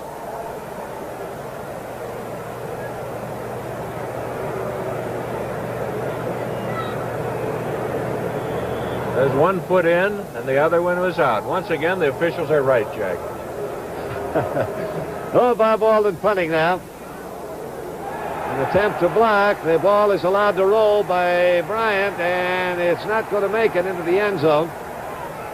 First touching by the Steelers was around the 6-yard line, and now coming down there, an attempt to pick up that ball and run it by Wally Hilgenberg, which was a very smart maneuver had he gotten away from it. Once Pittsburgh touched that ball, it was technically a kicking violation, and he could pick it up and run without worrying about fumbling, but he didn't make it, and as the argument persisted, time ran out, and the first half has come to an end. Oh, the teams head up the field now into the dressing room to figure out what they can do in the second half. That's the end of the first half with the score, Pittsburgh 7 and Minnesota 3. When you give somebody a camera, remember, the real fun isn't the camera, it's the pictures. And pictures of a good time aren't any fun until you see them. But pictures like this make the good time itself even better. And that's why Polaroid calls this the good time camera. It's only $24.95, strictly color, and it uses Polaroid's less expensive square film, so you can take enough pictures for everybody. That's another reason we call it the good time camera. You have some money left to have a good time. This is a main bearing job, about $200. And this is a Fram oil filter. It's about $4. If the guy who owns this car had put $4 into one of these when he had his oil change, chances are he wouldn't be putting $200 into one of these. Well, choice is yours. You can pay me now or pay me later.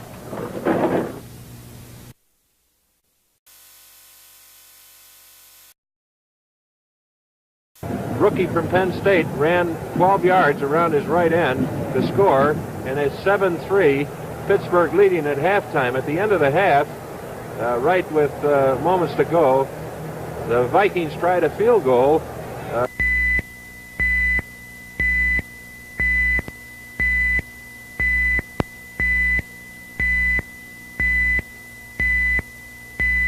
Pittsburgh leads, and they've had good defense, but they haven't been able to move the ball. They only have 84 yards total offense. Steve Davis, Preston Pearson are deep as the kickoff is underway, and this is Steve Davis with the ball back to the 15 and to the 19-yard line, and that's where it's stopped by Jeff Wright. So the Steelers have it 1st and 10 at their own 19 as we begin the second half. There are the stats here. You look at the total yardage, 140 for Minnesota, 84 for Pittsburgh. Rushing, 54 for Minnesota, 62 for Pittsburgh. Passing, only 22 for Pittsburgh, 3 for 11. But Tarkington is 12 for 22, but only 86 yards. They've been of the short variety. First down now. Franco Harris taking the handoff. Wally Hilgenberg bouncing off the block to come in and stop the play with some help from Jeff Seaman.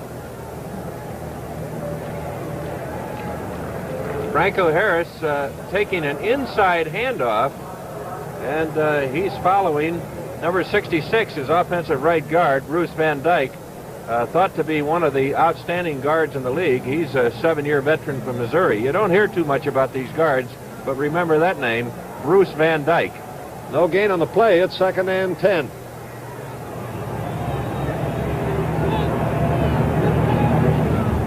Franco Harris gets the call again. This time they get the corner man out, and Harris is able to go for a gain up across the 25. Middle linebacker Jeff Seaman there on the stop for Minnesota with help from Carl Eller, the left end. Ball just across the 25-yard line. It'll be 3rd down and practically 4 yards to go for the Steelers.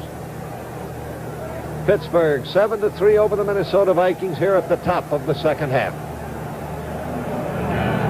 Lon Shanklin out wide to the right. Frank Lewis wide to the left. Bradshaw straight back.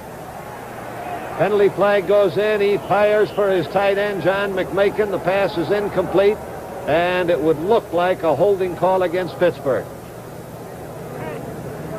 The guess would be on, yes it is, Sam Davis called for holding, the left guard for the Pittsburgh Steelers.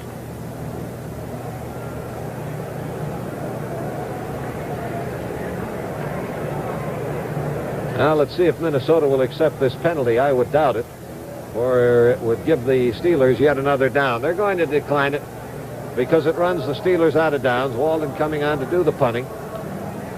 And they'll have to kick it to Minnesota. Heading back are Bobby Bryant and Charlie West. And Bryant is switching with Charlie West now, and he is going to be the deep man on the punt return. A distant spiral. Bryant has to clear back to his 18-yard line to haul that one in.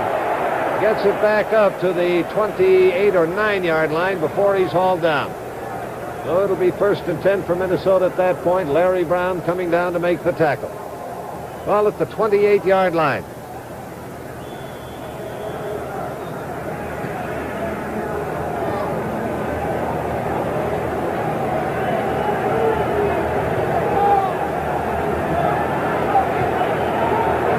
A 57-yard punt booted off by Bob Walden.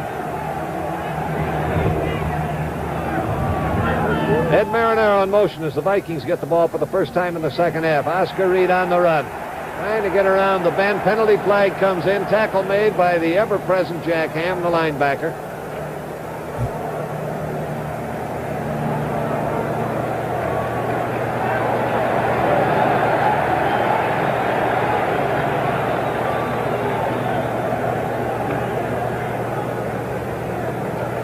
There you see the middle linebacker, 53, Henry Davis, moving out along with Green.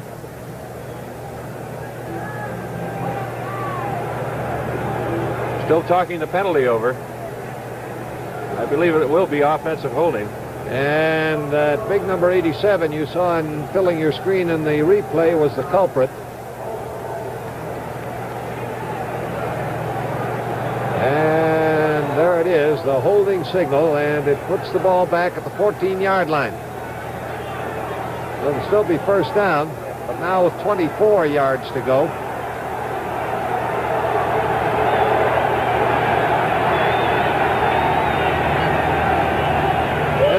Goes in motion out to the left. Tarkenton throws to him, drops the ball. Pass incomplete.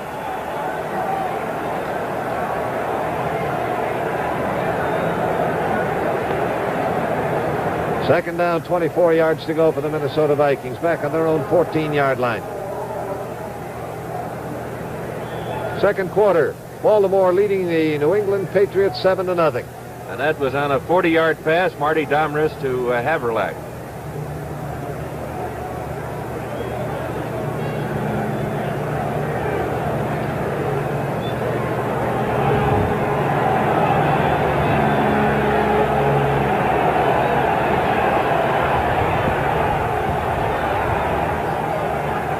Long time in the huddle, long count. He gets it off in time, hands off to Marinello. Trying a shot off tackle. He is nailed by Joe Green and gets across the 15 for a 2-yard gain to the 16-yard line. So now it's third and ultra long yardage. Third down and 22 yards to go for the Vikings, well in their own territory, not an area of the field where Tarkenton can afford any kind of a gamble. New Orleans is leading the Los Angeles Rams 7-3. That's in the second quarter. And their young quarterback went in on a run, 5-yard run by Archie Manning. Tarkenton back. Receivers covered. He's in trouble. He eludes the first rush, starts down the sidelines, and finally has to give up on the whole idea, going out of bounds at the 18-yard line, chased out by L.C. Greenwood. Oh, fourth down, deep in their own territory. They'll have to boot to Pittsburgh, and Pittsburgh has a great chance to get fine field position on this one. Glenn Edwards is dropping back as the deep man for the Pittsburgh Steelers as Mike Eyeshide falls back in punt formation. There's Edwards.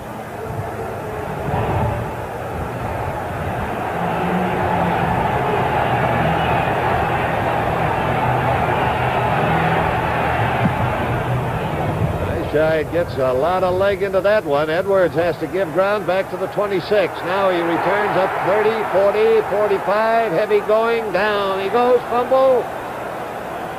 And the Vikings recover. That's in the 48-yard line in Pittsburgh territory.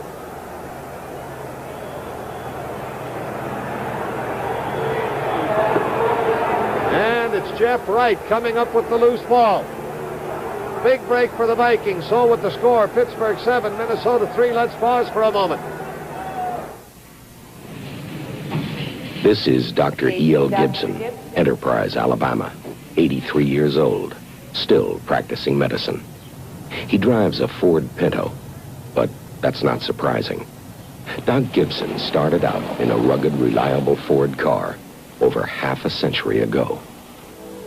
First car I owned was a Ford Model T, like that one there. Used it to make my house calls.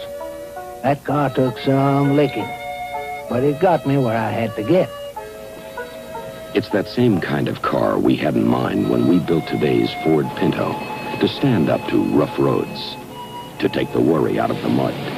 We built Ford Pinto to be a rugged, reliable, basic car, just like the one Doc Gibson started out with 60 years ago. When you get back to basics, you get back to Ford. Pinto for $73 at your Ford dealers.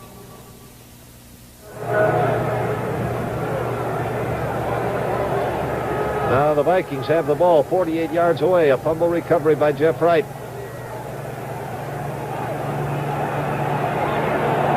Both wide receivers are set to the right side. Marinaro goes in motion to the right. Oscar Reed on the handoff, sliding off to the left side. Can't make much, but does get down to around the 43 where Mel Blount, the cornerback, came up to make the stop. That'll be a pickup of 5, 2nd and 5.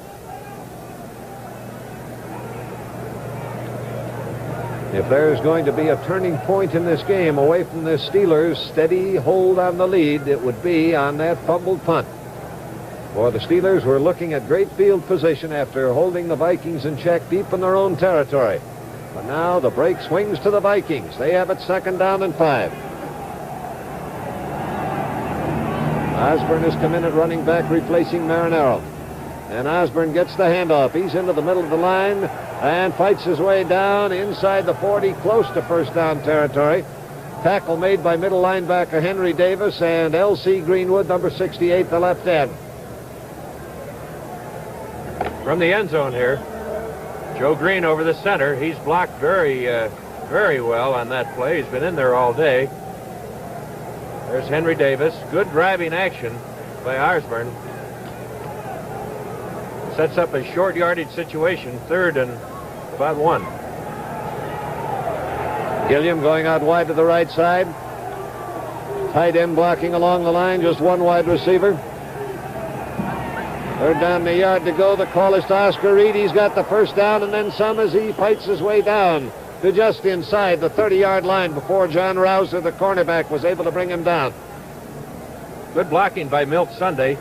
Watch him pull. The right guard pulling. Oscar Reed follows him through the hole there. Big gaping hole. Good block by Ed White. Now the Vikings have it 30 yards away, 1st and 10. Cincinnati leading the Chicago Bears 7-0. Carter to Essex Johnson, 26-yard pass. Virgil Carter, former Bear. Second man through gets the ball. Osborne. His straight ahead punch takes him down to around the 27-yard line where the linebackers, Henry Davis and Jack Ham, combined to stop him. Pickup of 3 yards. It'll be 2nd down and 7.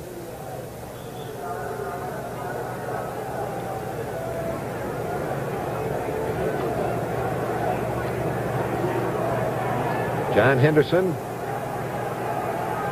and John Gilliam, the wide receivers, both set to the left side.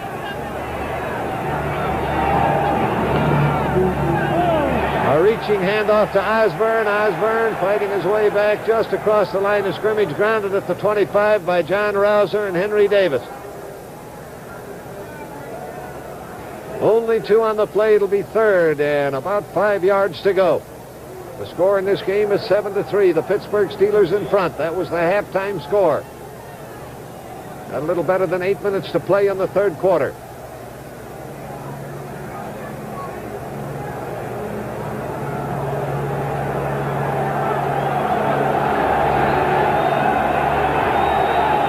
They're down. A little better than 5 to go. Oscar Reed in motion to the right. Tarkenton rolling left. And he lobs one to Osborne. Osborne has the first down, still going. He is out of bounds at the 13-yard line, shouldered out by Mel Blount, the cornerback.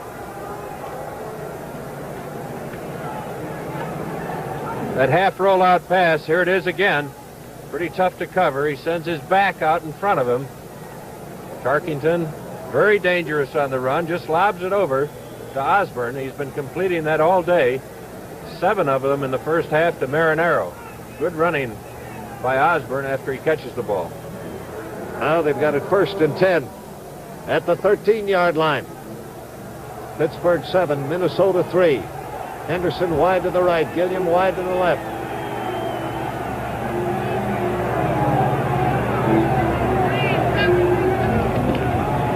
Osborne gets the call, runs into trouble. Henry Davis, the middle linebacker, was high, and Ernie Holmes was diving in underneath. From the ground level, there's Mean Joe Green right on the head of the center, 75. Watch Henry Davis here. Been in on a lot of tackles all day. The Steeler defense has really been tough when they've had to. Ball now at the 11-yard line, a gain of 2. It's 2nd down and 8.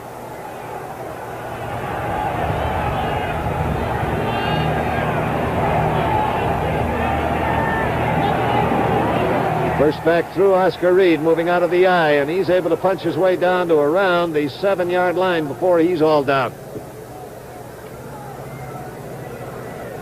From the end zone once again, 63 is Ernie Holmes. The Steelers have been very aggressive all day. They fill their holes well. They move with the play, and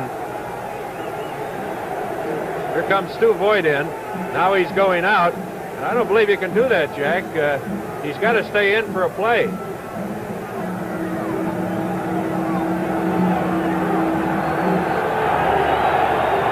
right, it's third down. About 4 yards to go. Tarkenton rolling out to the right, looking into the end zone. There's his fake for Henderson. It was just deflected over there. Looked like the cornerback, John Rouser, number 48, got a finger on the ball. Actually covering the receiver was the linebacker, Jack Ham. We pause 5 seconds for station identification.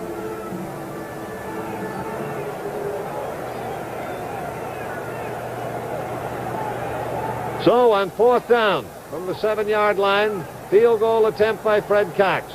Paul Krause holding. He'll be trying it from 14 yards away. Score at the moment is 7-3. And Krause picks the ball up, rolls out, throws into the end zone. The pass is incomplete. Penalty flag is down. That was John Ward galloping over there. Now, if he was in at a tight end, he is ordinarily a tackle. He'd been all right if he announced himself as such. But you cannot make a tackle eligible just by putting him on the end of the line. Well, just last week,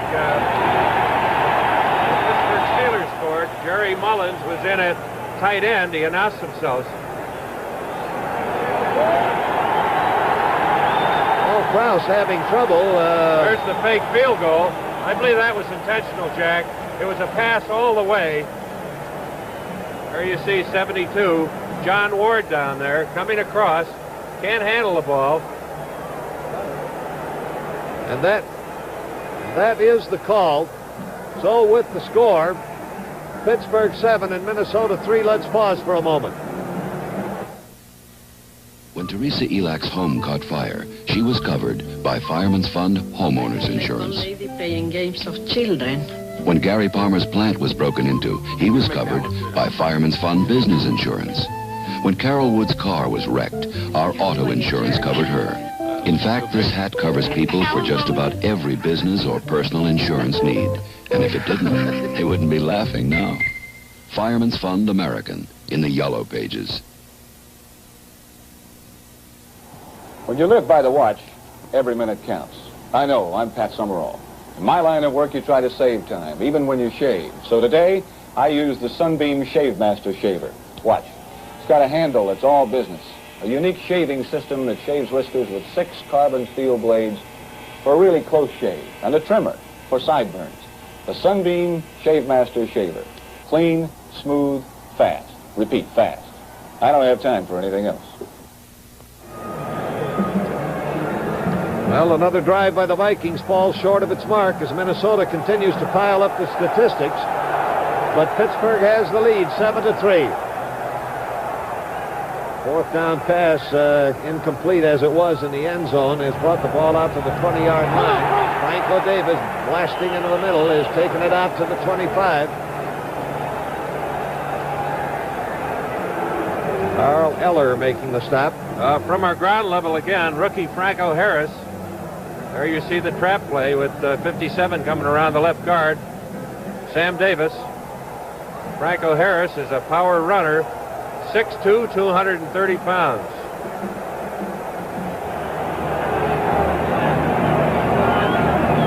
Pitch out to Franco Harris this time. Around the corner, picks up a block. As a matter of fact, waited very nicely for that block and then charged ahead when it was executed and went for the first down. Roy Winston coming in to make the tackle.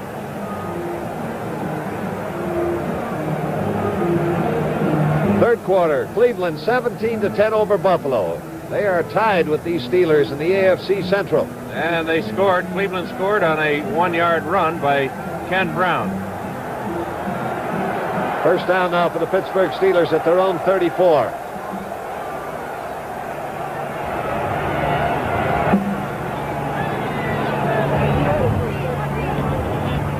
John Fuqua takes this handoff. And he's able to get close to the 40-yard line. Jim Marshall was in on the stop. At 72 was Jerry Mullins leading the play. Ball at the 39-yard line. It'll be second down and 5 yards to go. Minnesota trailing. It's Pittsburgh 7-3 over the Vikings. 4.5 minutes to play in the third quarter. Franklin out wide to the right. Lewis out wide to the left. Bradshaw, quick pass out to Ron Shanklin in the right flat. He's at the 40, the 45. This could go. He's at the 30, and Bobby Bryant comes over across the field to block him out of bounds. Bob Bryant, the right quarterback, ranged the width of the field to catch up with the speeding Ron Shanklin, block him out of bounds at the 18-yard line.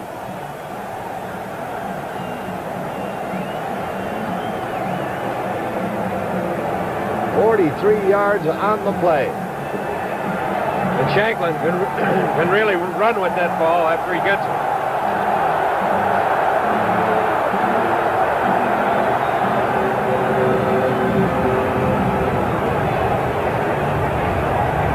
First down.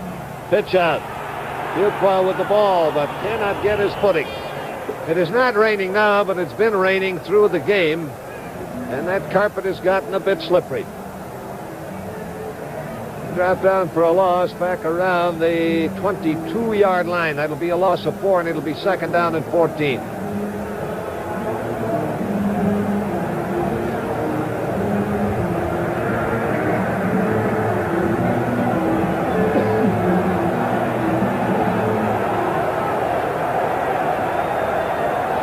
Shanklin wide right, Lewis wide left.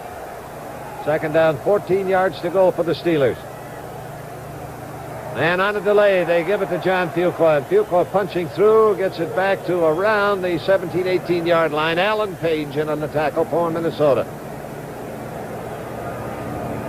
Watch it in slow motion.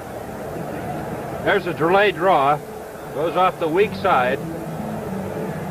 Frankly does it on his own. This Steeler offense, headed by Chuck Knoll, fourth year as head coach, doesn't try to fool anybody. They get their backs down, they set, they don't move, and they just tell you the formation they're going to be in. Third and long yardage. Bradley rifles one to his tight end. John McMakin makes the catch just inside the 10-yard line. That is short of a first down by about a yard. Look at it in slow motion. Number 89 on the bottom of your screen is the tight end, John McMakin. Terry Bradshaw really fires this ball in there. Paul Krause was behind him, but not close enough to stop it. With a lead of 7-3, the Steelers have sent in Roy Girella, their field goal kicker. Bob Walden, the punter, is doing the holding.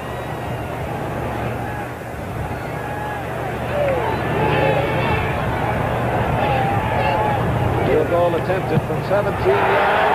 He has got it. Oh, the Pittsburgh Steelers have moved out in front now 10-3, and we'll be back with the Pittsburgh kickoff in just a moment.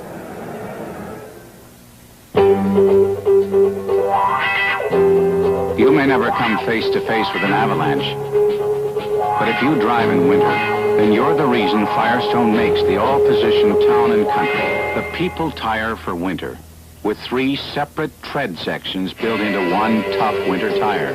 And there's room for 112 ice-gripping studs.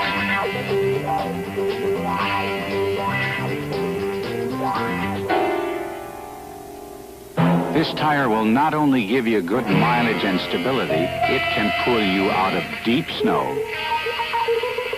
and stop you when you have to stop. These tires are designed for the front wheels as well as the rear wheels for even more control. Your Firestone dealer or store has the all-position Town and Country. The people tire for winter. Almost nothing will stop it. Almost nothing. Now Jarella tees up the ball at the 40-yard line to kick it off to the Minnesota Vikings. As we look from the end zone, he backs away. The deep men are John Gilliam and Bobby Bryant.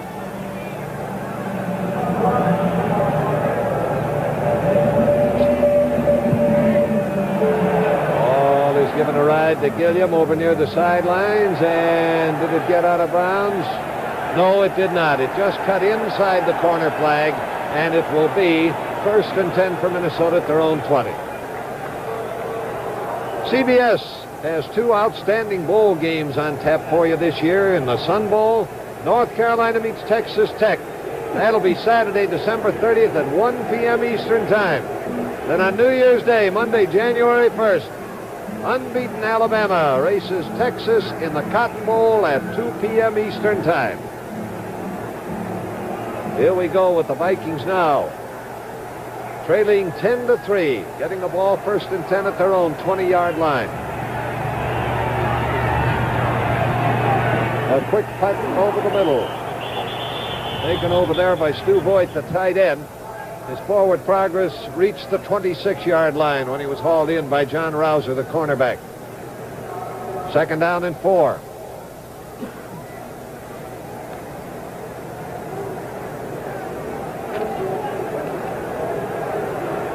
Gilliam coming out wide to the left.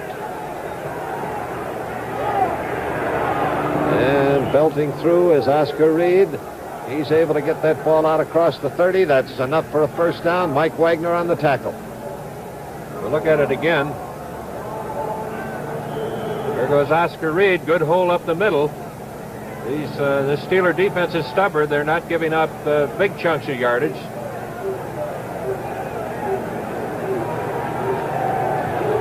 First down now on their own 32-yard line for the Minnesota Vikings.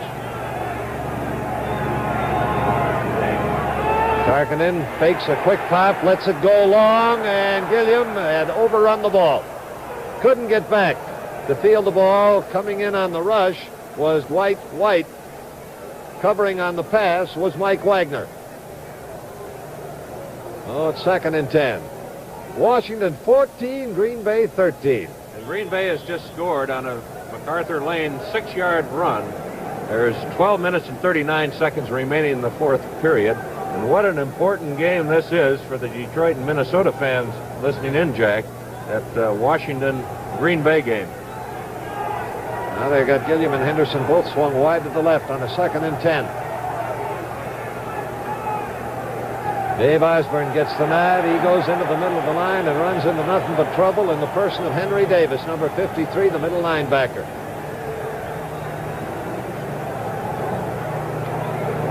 Got the ball up just beyond the 33-yard line. Gain of just about a yard.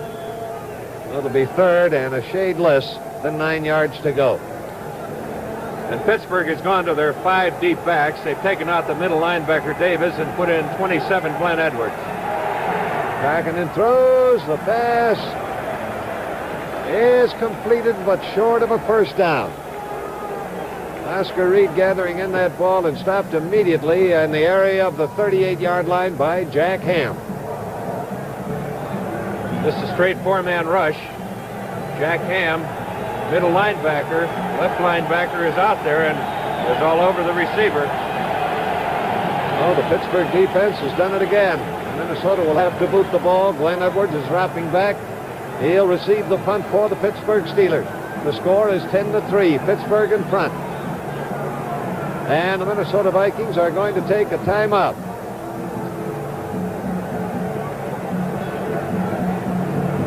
Mike Eyeshide, the punters come in, and he's walked up now for a word with referee Fred Swearingen. There's the deep man, Glenn Edwards. Now, it was his fumble on a punt return that looked like it was giving Minnesota their golden opportunity earlier in this 2nd half. But the Steelers' defense rose to the occasion. Now they've come on to add another field goal to move their margin out to 10-3 over Minnesota as Eyeshide weaves into the kick.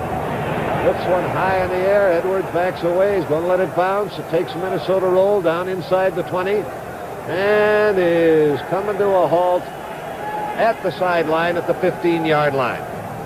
1st and 10. at the 15 for the Pittsburgh Steelers. And the gun is sounded. 3 periods have gone by. That's the end of the third quarter with the score, Pittsburgh 10, Minnesota 3. We now pause for station identification. This is CBS.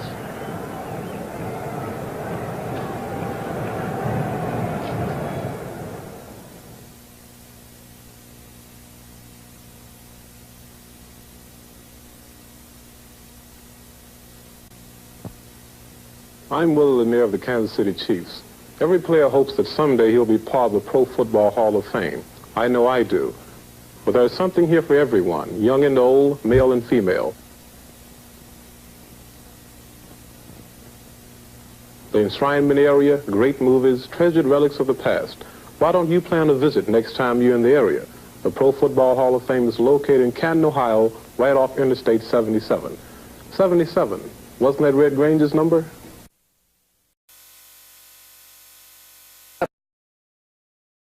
The National Football League. Now Pittsburgh has the ball first down on their own 15-yard line. Franco Harris, the ball carrier. And he can't make it around the bend. Coming up in a hurry was Jeff Wright, number 23, safety man. And he grounded him with a pickup of about a yard. Put it out at the 16-yard line where it'll be second down and 9.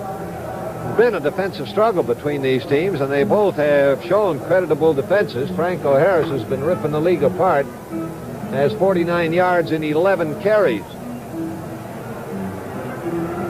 He's coming off 4 consecutive games in which he ran for better than 100 yards. Second down, 9 yards to go. Terry Bradshaw gives to John Fuqua, and Fuqua is upended as he comes around the bend, and he gets it out to around the 19-yard line. Tackler was Jeff Seaman, the middle linebacker. Well, it's a pickup of 3 more, and it'll be third down and 6 yards to go for the Pittsburgh Steelers. And we're looking into some of the covered box seats as the fans view the game and like it so far here in Pittsburgh. 10-3 is the score. The Steelers in front of the Vikings. Bradshaw back to throw on 3rd and long. He hangs one out in the middle, and it's almost grabbed by Paul Krause. Pass is incomplete. The target on it was wide receiver Frank Lewis. Paul Krause knifing in there and coming low for the ball, couldn't hold it. 4th down, and Pittsburgh will have to punt. Bob Walden coming on the field for the Steelers to do the kicking. Bobby Bryant going deep, and John Gilliam is in on punt returns. Haven't had any report on Charlie West, but he has not been in the action on punt and kickoff returns, and usually is. Bryant calls for a fair catch, and the Vikings take over on their own 40-yard line. Oh, with the score, Pittsburgh 10 and Minnesota 3. Let's pause for a moment. This man has just finished shaving with the Remington Mark III. Now he's trying a second shave with the Schick Flexomatic. Will it get any more beard? Look, the Flexomatic gets the stubble Remington left behind. Reverse the order, and Remington can't match this amount. Tests prove the Schick Flexomatic shaves closer than Remington, or Norelco's leading sellers. Closer because the head is super thin. Comfortable because it's soft. Get the Schick Flexomatic. That's some shave. This is the newest copier in the IBM line. Aside from sharp, clear copies of ordinary jobs, this plain paper copier makes sharp, clear copies of books, sharp, clear copies of oversized documents, even sharp, clear copies of photographs. And it lets you make them fast. The more you want from a copier, the more we think you'll appreciate this one. The new Copier 2 from IBM.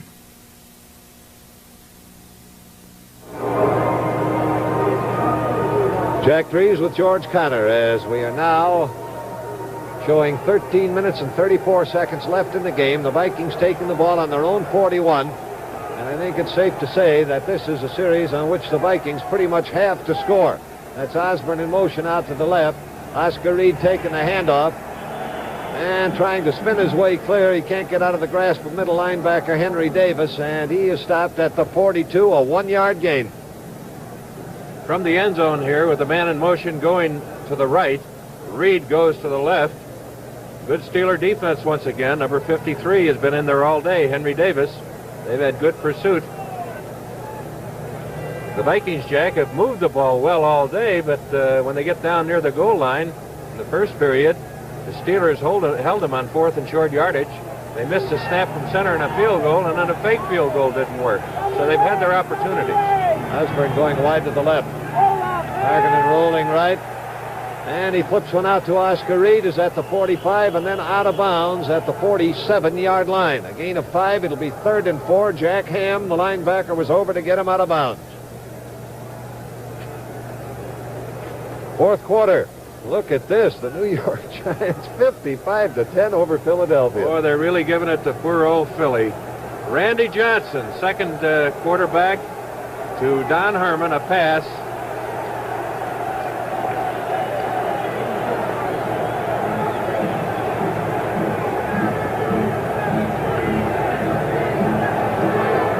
Third down.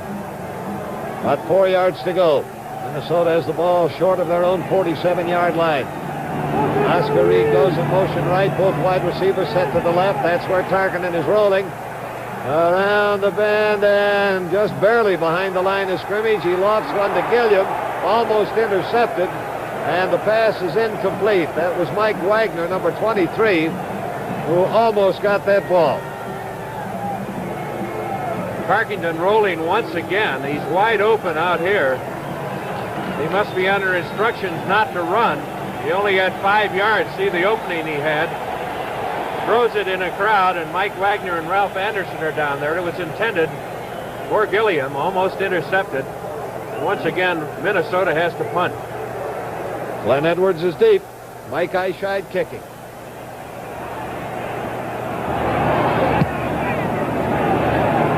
Edwards going back. He's going to catch this one at the 6. And I'd have let that one go. Let's see how he makes out. He gets it back to the 11-yard line. That punt didn't have all that much height and quite probably would have gone into the end zone. However, there they have it. And with the score, Pittsburgh 10, Minnesota 3. Let's pause for a moment. The Quasar Color TV System. Before you buy any color TV, remember this demonstration. You're seeing an actual closed-circuit picture on a Quasar Color TV. You get the Quasar TV picture, plus the advances in our solid-state chassis design, plus one-button Instamatic tuning, plus plug-in modules, and works-in-a-drawer TV design for ease of service. By Motorola, we think it's a better way to build color TV.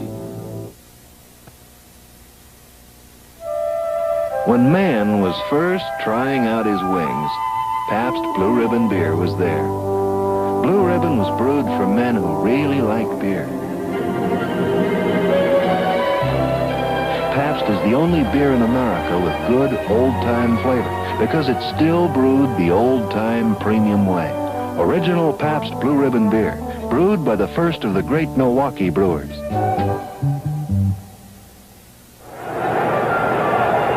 Now the Steelers are on their own 11. First down.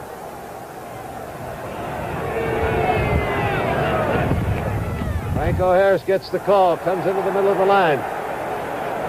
Able to get that ball out to around the 18-yard line before he's hauled down. That's pickup of 7. Gary Larson making the tackle. Well, that's that offensive right guard, Bruce Van Dyke. If you can see him there, he pulls. He got through there, put a nice trap block on Alan Page. Second down and about 3 yards to go. And a deep pitch to Franco Harris. And he's got the first down. Franco Harris around the corner, gets that ball up almost to the 24-yard line. John McMakin, the tight end, making a fine block. And it's 21-13 now. Washington over the Green Bay Packers. 5-yard pass from Billy Kilmer to Charlie Johnson. Charlie Taylor. 6 minutes left in this game. If Washington wins, then Detroit will be tied for first place, and Minnesota could be too if they win. Otherwise, they drop a game behind.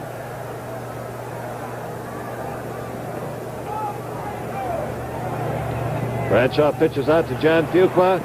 He gets out of one grasp but can't elude Hilgenberg. Jim Marshall had that first shot at him. He was number 70, who became a member of the backfield for a few strides.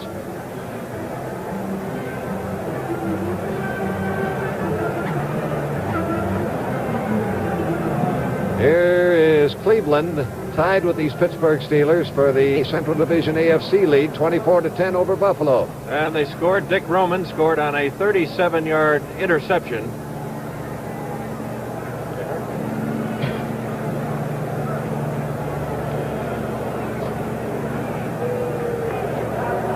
Some discussion going on with Jim Marshall down there. While we wait for this discussion down there, Jack, these pitch outs, Bradshaw's pitching out to Fuqua and to Franco Harris, they're really dangerous. The quarterback has to have enough speed on the ball, and the halfback has to catch it about hip high. And it is a clipping call charged against the Pittsburgh Steelers. Puts the ball back at the 12-yard line. It's still first down, but now with 22 yards to go. Bradshaw throws, and just as he was making the catch, Frank Lewis fell away and under the ball. Jack, it appeared with the glasses here that there was a little raised portion of that tartan turf, and he hit it with his foot and just went down. Nobody around him. They're tearing up the rug in the stadium, George. Isn't that kind of a game? This has been some defensive struggle. Second down now and 22 yards to go.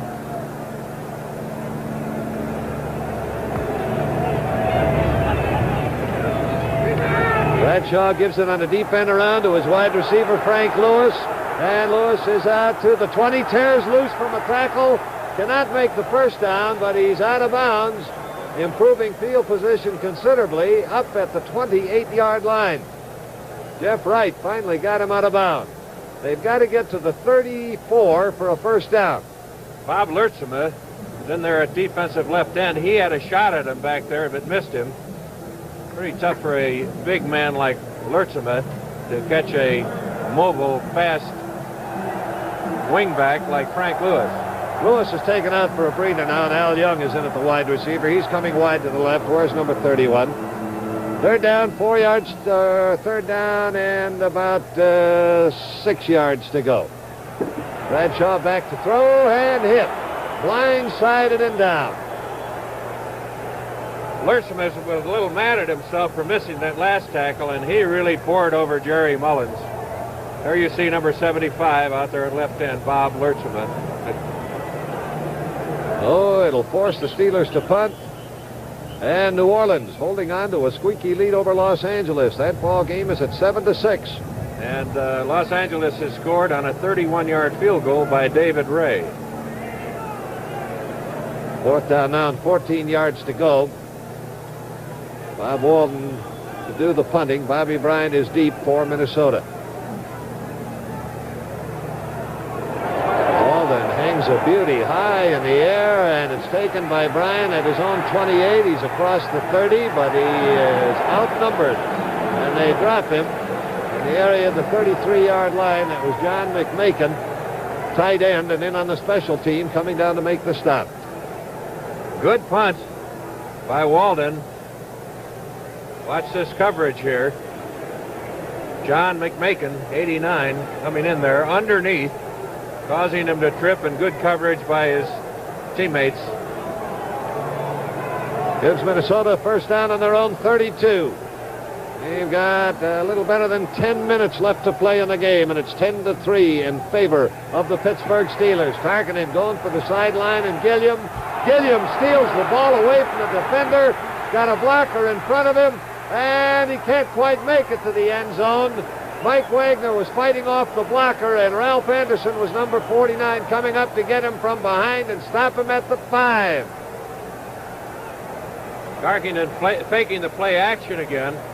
Looking left, throwing right. Lays that ball up there for Gilliam. And it looks like Rouser might have an interception there, but Gilliam wanted the ball a little more. And he's got it. Turns on the speed down the sidelines. Pointing out to his blocker, John Henderson. Finally brought down at about the 6-yard line.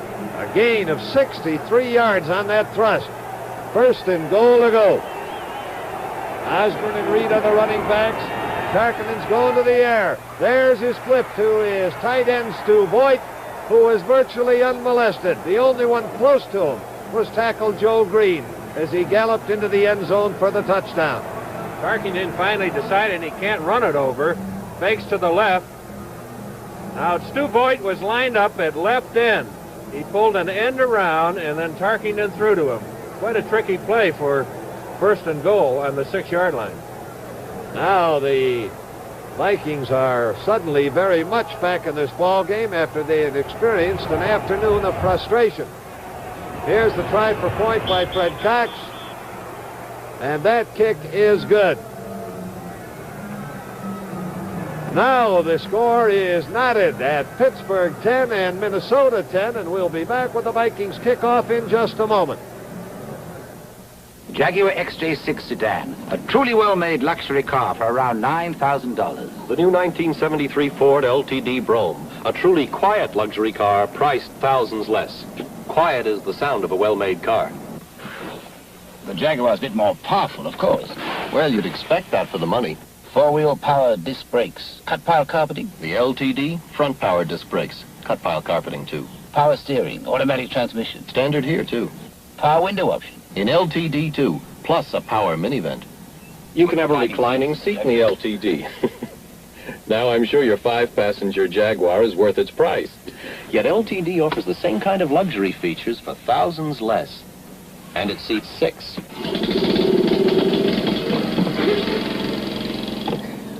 Ford LTD, where quiet is the sound of a well-made car. See it. Drive it at your Ford dealers now.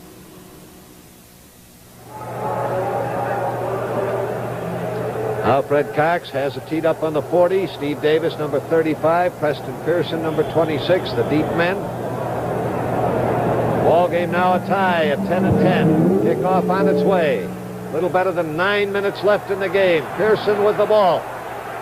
25. Nailed as he crosses the 30. Hit the ground at about the 32. First and 10 for the Steelers at that point. Calvin Demery making the stop. There's Preston Pearson coming up the middle. Watch him slide. You can see the wetness of the tartan turf here, although it stopped raining. Oh, look at this. The Giants have just set an all-time club scoring record with 62 points. Bradshaw back to throw. Loops one out to Franco Harris. Harris tries to put a juke on linebacker Roy Winston, but Winston, a sure tackler, got him down as he reached around the 33-yard line, a gain of only a yard. The all-time single team scoring high was against the New York Giants. That goes back to 1966 when the Washington Redskins racked up 72 points against the Giants.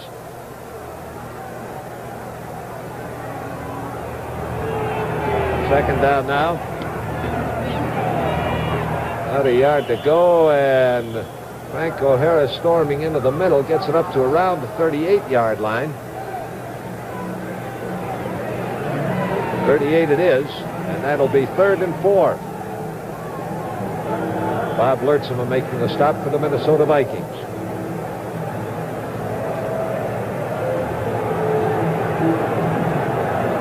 Third down, 4 yards to go. Ball game tied at 10 to 10. Bradshaw on a draw, gives to Franco Harris. Harris gets loose, first down, and there he goes. 35, 30, 10.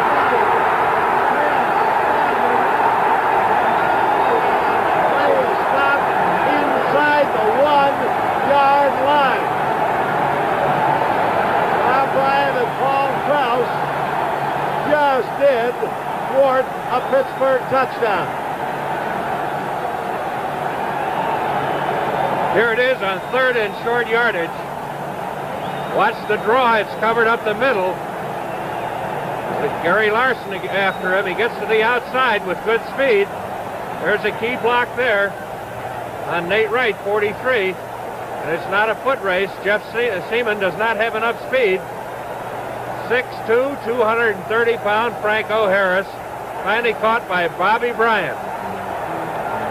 What a run. Woo. 61 yards. First and goal to go. Quarterback sneak. Bradshaw is over. Touchdown for Terry Bradshaw.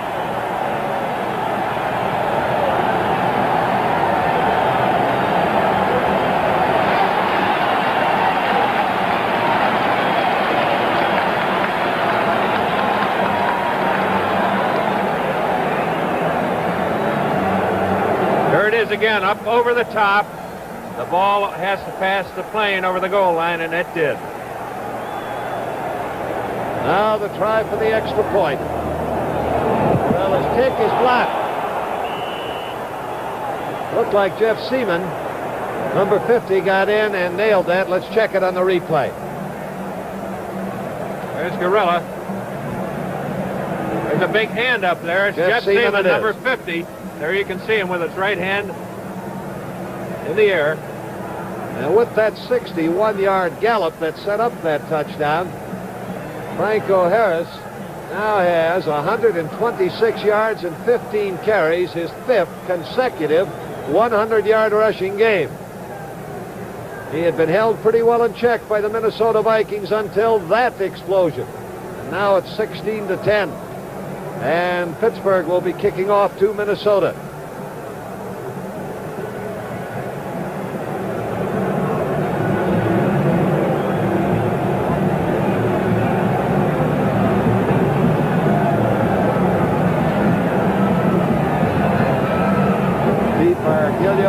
Bobby Bryant. And the kick is really roaring. I'll tell you, that got a little adrenaline flowing in the leg of Mr. Girella.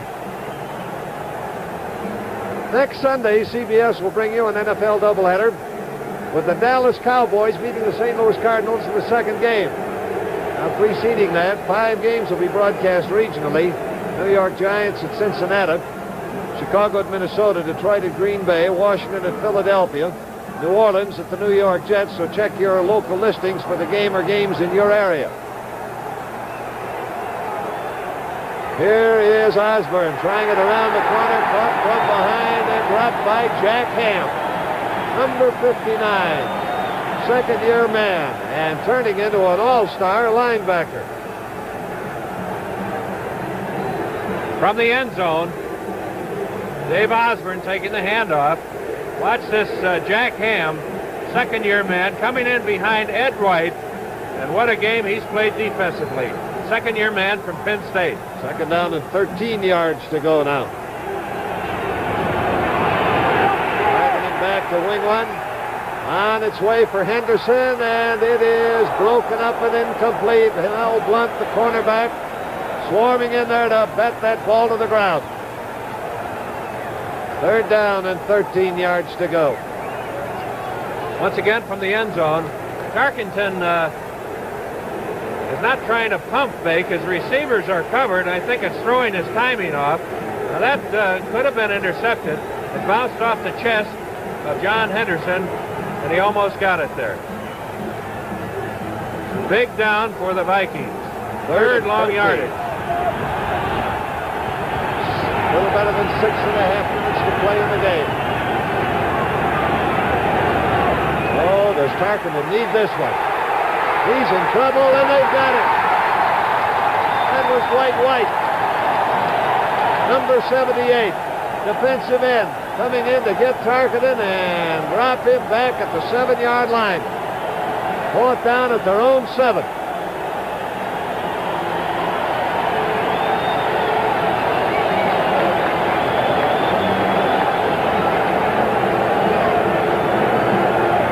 Minutes and 25 seconds. The clock is running. The Steelers lead 16-10. Mike Eyeshide deep at the reaches of his end zone. And it is Glenn Edwards awaiting the punt for the Pittsburgh Steelers. Barrels it well, and Edwards takes it on his own 45, 50, bounded to Minnesota 45, upended at the 40 and just inside the 40. Where it'll be first down for Pittsburgh at that point. Dave Osborne upending him. And the Steelers are in great field position once again. First and 10 on the 39-yard line.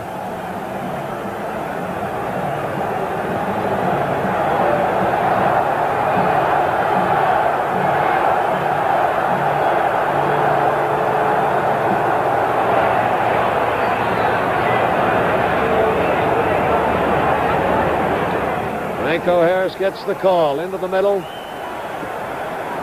Rolled down at the 36-yard line, a gain of 3. Jim Marshall making the tackle.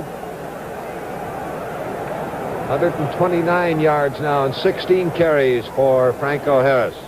But the big one, of course, was the one that put the lead touchdown on the board one play later, when he went 61 yards to the 1-yard line, from which Terry Bradshaw went over on the quarterback sneak. The extra point blocked has made the score in this game 16-10. Second down, 7 yards to go for the Steelers.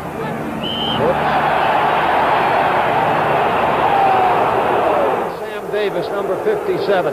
He moved out of his three-point stance, and it's going to cost the Steelers 5. It'll be 2nd and 12. Ball back now on the Minnesota 41.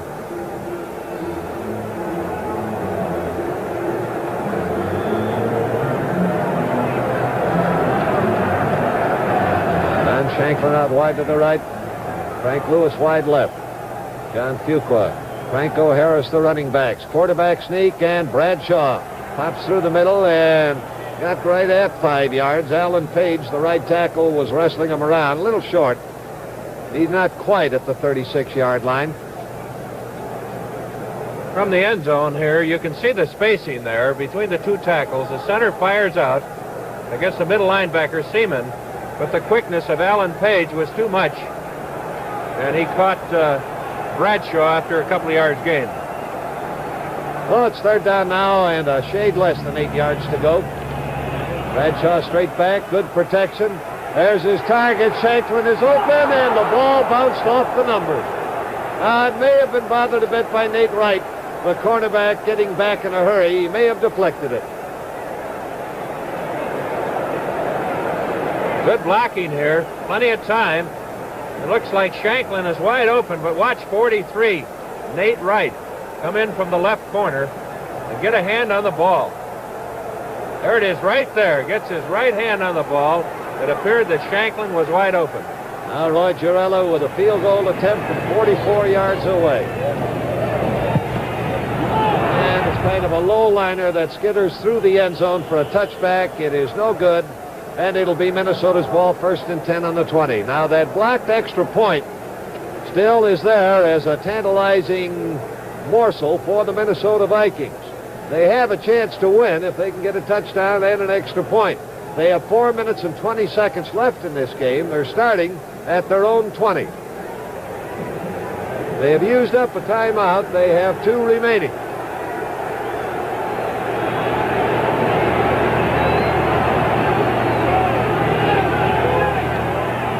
Oscar Reed on a long developing draw play that wound up in a cutback going back to the left, and the Steelers had plenty of time to watch it develop. Dwight White was number 78 and Ben McGee number 60 in there on the stop. Picked up 2 on the play, getting it out to the 22-yard line. It'll be 2nd down and 8. They've got a rookie in there, Jack, Calvin Demery, number 27. Rookie from Arizona State. He's wide. Gone wide to the left. Well, we also have Gilliam and Henderson in there, so they've got 3 wide receivers. Targeting throws and flips one out. That is completed to running back Ed Marinero, and he is grounded at the 28-yard line by Jack Ham. The Steelers once again are giving the Vikings and Fran Tarkenton those short passes, and it comes up with a 3rd and 2.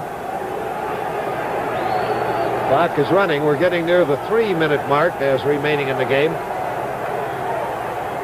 And Oscar Reed hunting for the 1st down, and I believe the Steelers stopped him short. They did. From the end zone here, 3rd and short yardage in slow motion. It's stopped short of a 1st down. It's 4th and 1. Vikings are going to go for it. Stu Boyd, the tight end, has come back in now, replacing one of the multitude of wide receivers that had been shoved into the fray. Marinaro and Reed, the running backs. Ed Marinaro gets the call, and he doesn't make it. He is caught and driven back. The Steelers have stopped him. And linebacker Henry Davis charging across, caught him head on and stopped him. And the Steelers take over on down. Slow motion, watch 53 on the right of your screen. That's Henry Davis. There's the ball to Marinero. There's 53 coming up over the top. Henry Davis. And that's two great fourth down plays that the Steelers have made today, holding the Vikings. Clock running and nearing the 2-minute mark.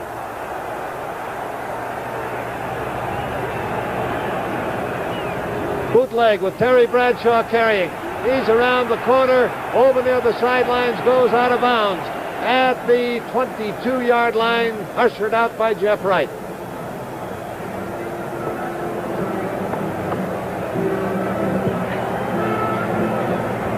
Watching it in slow motion, here's Bradshaw now as he gets near the sidelines and on out of bounds. And the 2-minute warning. So with the score, Pittsburgh 16 and Minnesota 10. Let's pause for a moment. When Firestone decorates for Christmas, they decorate with values, like this stylish Counselor bat scale. Christmas gift price just $2.99. And to turn your Christmas lights on and off automatically, there's a Westclock's 24-hour electric timer. Gift price only $4.99. To hear all your favorite Christmas carols, a Philco 10-transistor AM/FM swing-along radio. Gift price only $12.88, and you can charge them. These and more attractive gifts are at participating Firestone retailers now. I don't know what it is about my face, but every Sunday, 11 guys like this go after it. Sometimes they don't miss. So I'm not about to take any rough treatment from a shaver. I got a new Remington Mark III with a comfort head. It has smaller slots, so it gets more of your beard and less of your skin. It has replaceable blades. When they get dull, you change them. With a face like this, you can't be too careful. Yeah! Remington.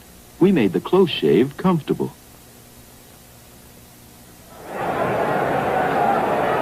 All right, it's second down. A little less than 3 yards to go for the Pittsburgh Steelers. They're on the Minnesota 22-yard line with a 16-10 lead and 2 minutes to play. Bradshaw gives it to Franco Harris, and he's caught behind the line. He was dropped just short of the 22 by Gary Larson, hopping through the gap. Call it the 22-yard line, and it'll make it third down and 3 yards to go. Right after this game, we'll be going to CBS Control with Bruce Roberts and George Connor. We'll be talking to Franco Harris, who's just chalked up another 100-yard day as a runner, his 5th in a row and 6 out of his last 7. Bradshaw running it again and blocked out of bounds by Paul Krause. He crossed the sideline at the 17-yard line. That's enough for a first down. First and 10. Watching this again in slow motion from our end zone camera. Bootlegging the ball. Bradshaw getting around the bend with a good blocking wall in front of him. Krause finally bouncing through that screen of blockers is able to throw a block into Bradshaw and get him out of bounds, and a glum Bud Grant on the sidelines as he is looking now at what seems almost inevitable, a defeat for his Minnesota Vikings, but there's still 1:21 left in the game. Minnesota needs possession and no more Pittsburgh scoring. There's a quick flip. That's out to Frank Lewis. Lewis at the 10, at the 5, and he's in there. That about does it. John Cole, the left tackle, was number 55, coming up with the key block that ushered Frank Lewis, the wide receiver, into the end zone from 17 yards out. Let's watch that one again. There's the pass to Frank Lewis, block number 1. Look at his same blocker belting away as Frank Kolb, the number 55 we mentioned about, really created a channel for Lewis to drift in. Now the try for the point. This time it is good. And now the Pittsburgh Steelers have moved in front by a 23-10 margin with 1 minute and 13 seconds remaining before this game has become history. The Steelers tied with Cleveland at the top of their AFC Central Division going into this game. And, of course, the Minnesota Vikings, in a can't-lose situation, are now in an impossible position awaiting a kickoff with 1:13 left. Green Bay, however, has lost today, which keeps the margin the same, 21-16. But with the games remaining dwindling down, a loss today is of severe damage to the Minnesota Viking cause. Gilliam and Bryant are deep for the Minnesota Vikings. Jarrella now ready to put it in the air. 1 minute and 13 seconds left to play in this game. And Jarrella drives another one through the goal line, through the end zone, on out of bounds, no return possible. And it's 1st and 10 on the 24, Minnesota.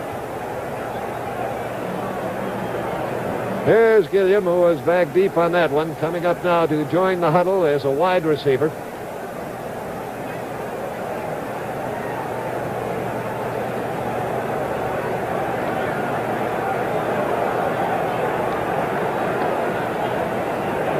Now and read the running backs.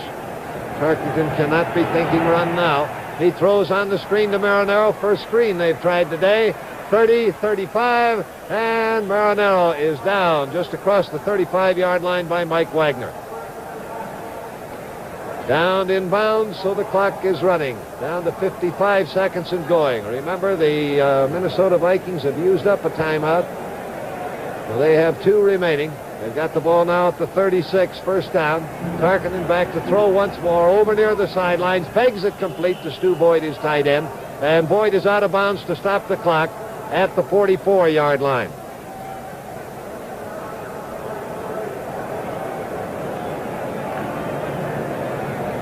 So it'll be 2nd down and 2 yards to go. That hauls the clock up short at 41 seconds left to play. The Pittsburgh Steelers 23-10 over the Minnesota Vikings.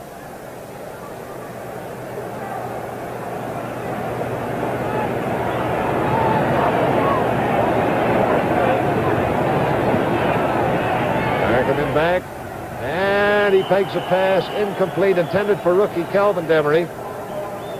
Covering on the play, John Rouser, the cornerback, and it'll be 3rd and 2.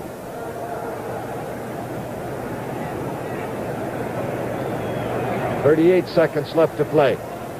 Pittsburgh 23, Minnesota 10.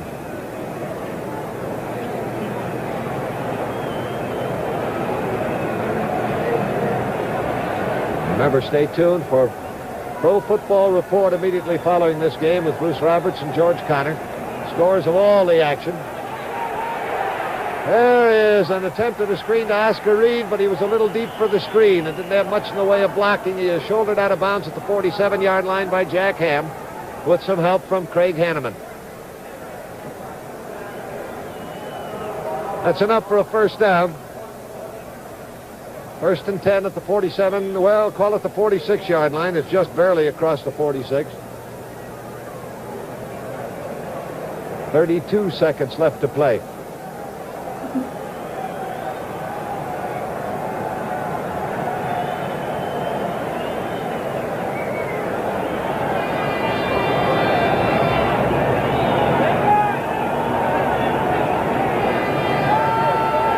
Back, 3-man rush. They're trying to cover everybody deep. Gilliam, however, closely covered by Ralph Anderson, makes the catch. Slides across the sideline at the 42-yard line. 1st down for Minnesota. 22 seconds remaining. And let's call it the 41, closer to that. Now time is called.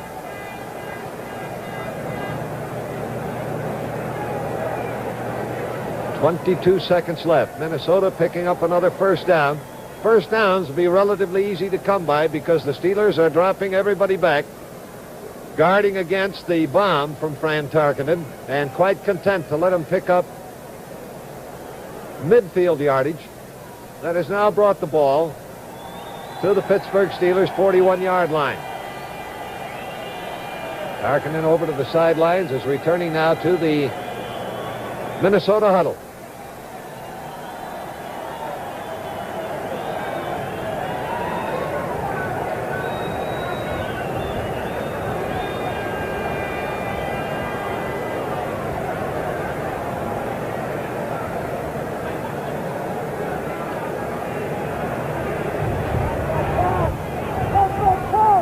5 defensive backs arrayed against the Minnesota Vikings. Targeting back. And the peg intended for Oscar Reed, incomplete. Almost picked off. Jack Ham, the linebacker, had it but couldn't hold it. And Ham may have been shaken up on the play. He's slow getting up and is limping off the field. Jack Ham limps to the sidelines after almost intercepting that pass attempt for Oscar Reed. George Webster, great Michigan State linebacker, traded to Pittsburgh from Houston, has come on now to replace him. 2nd down and 10. 16 seconds left to play. Tarkenton throwing for Pride now, and it bounces off the fingertips of Ed Marinero. Incomplete. Penalty flag is down. Webster was back covering on that one. Illegal motion charge to the Minnesota Vikings declined by the Pittsburgh Steelers. They want to get rid of these downs.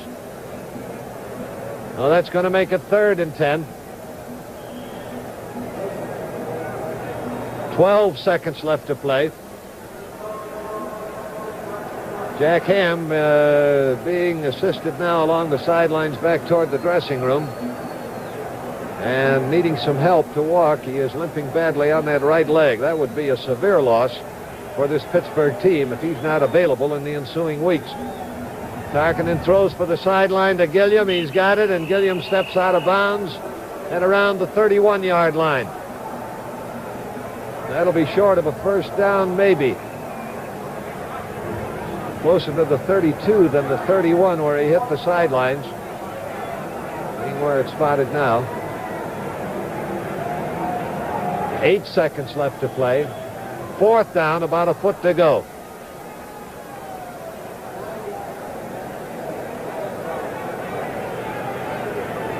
(23-10), the Steelers in front as the clock winds down.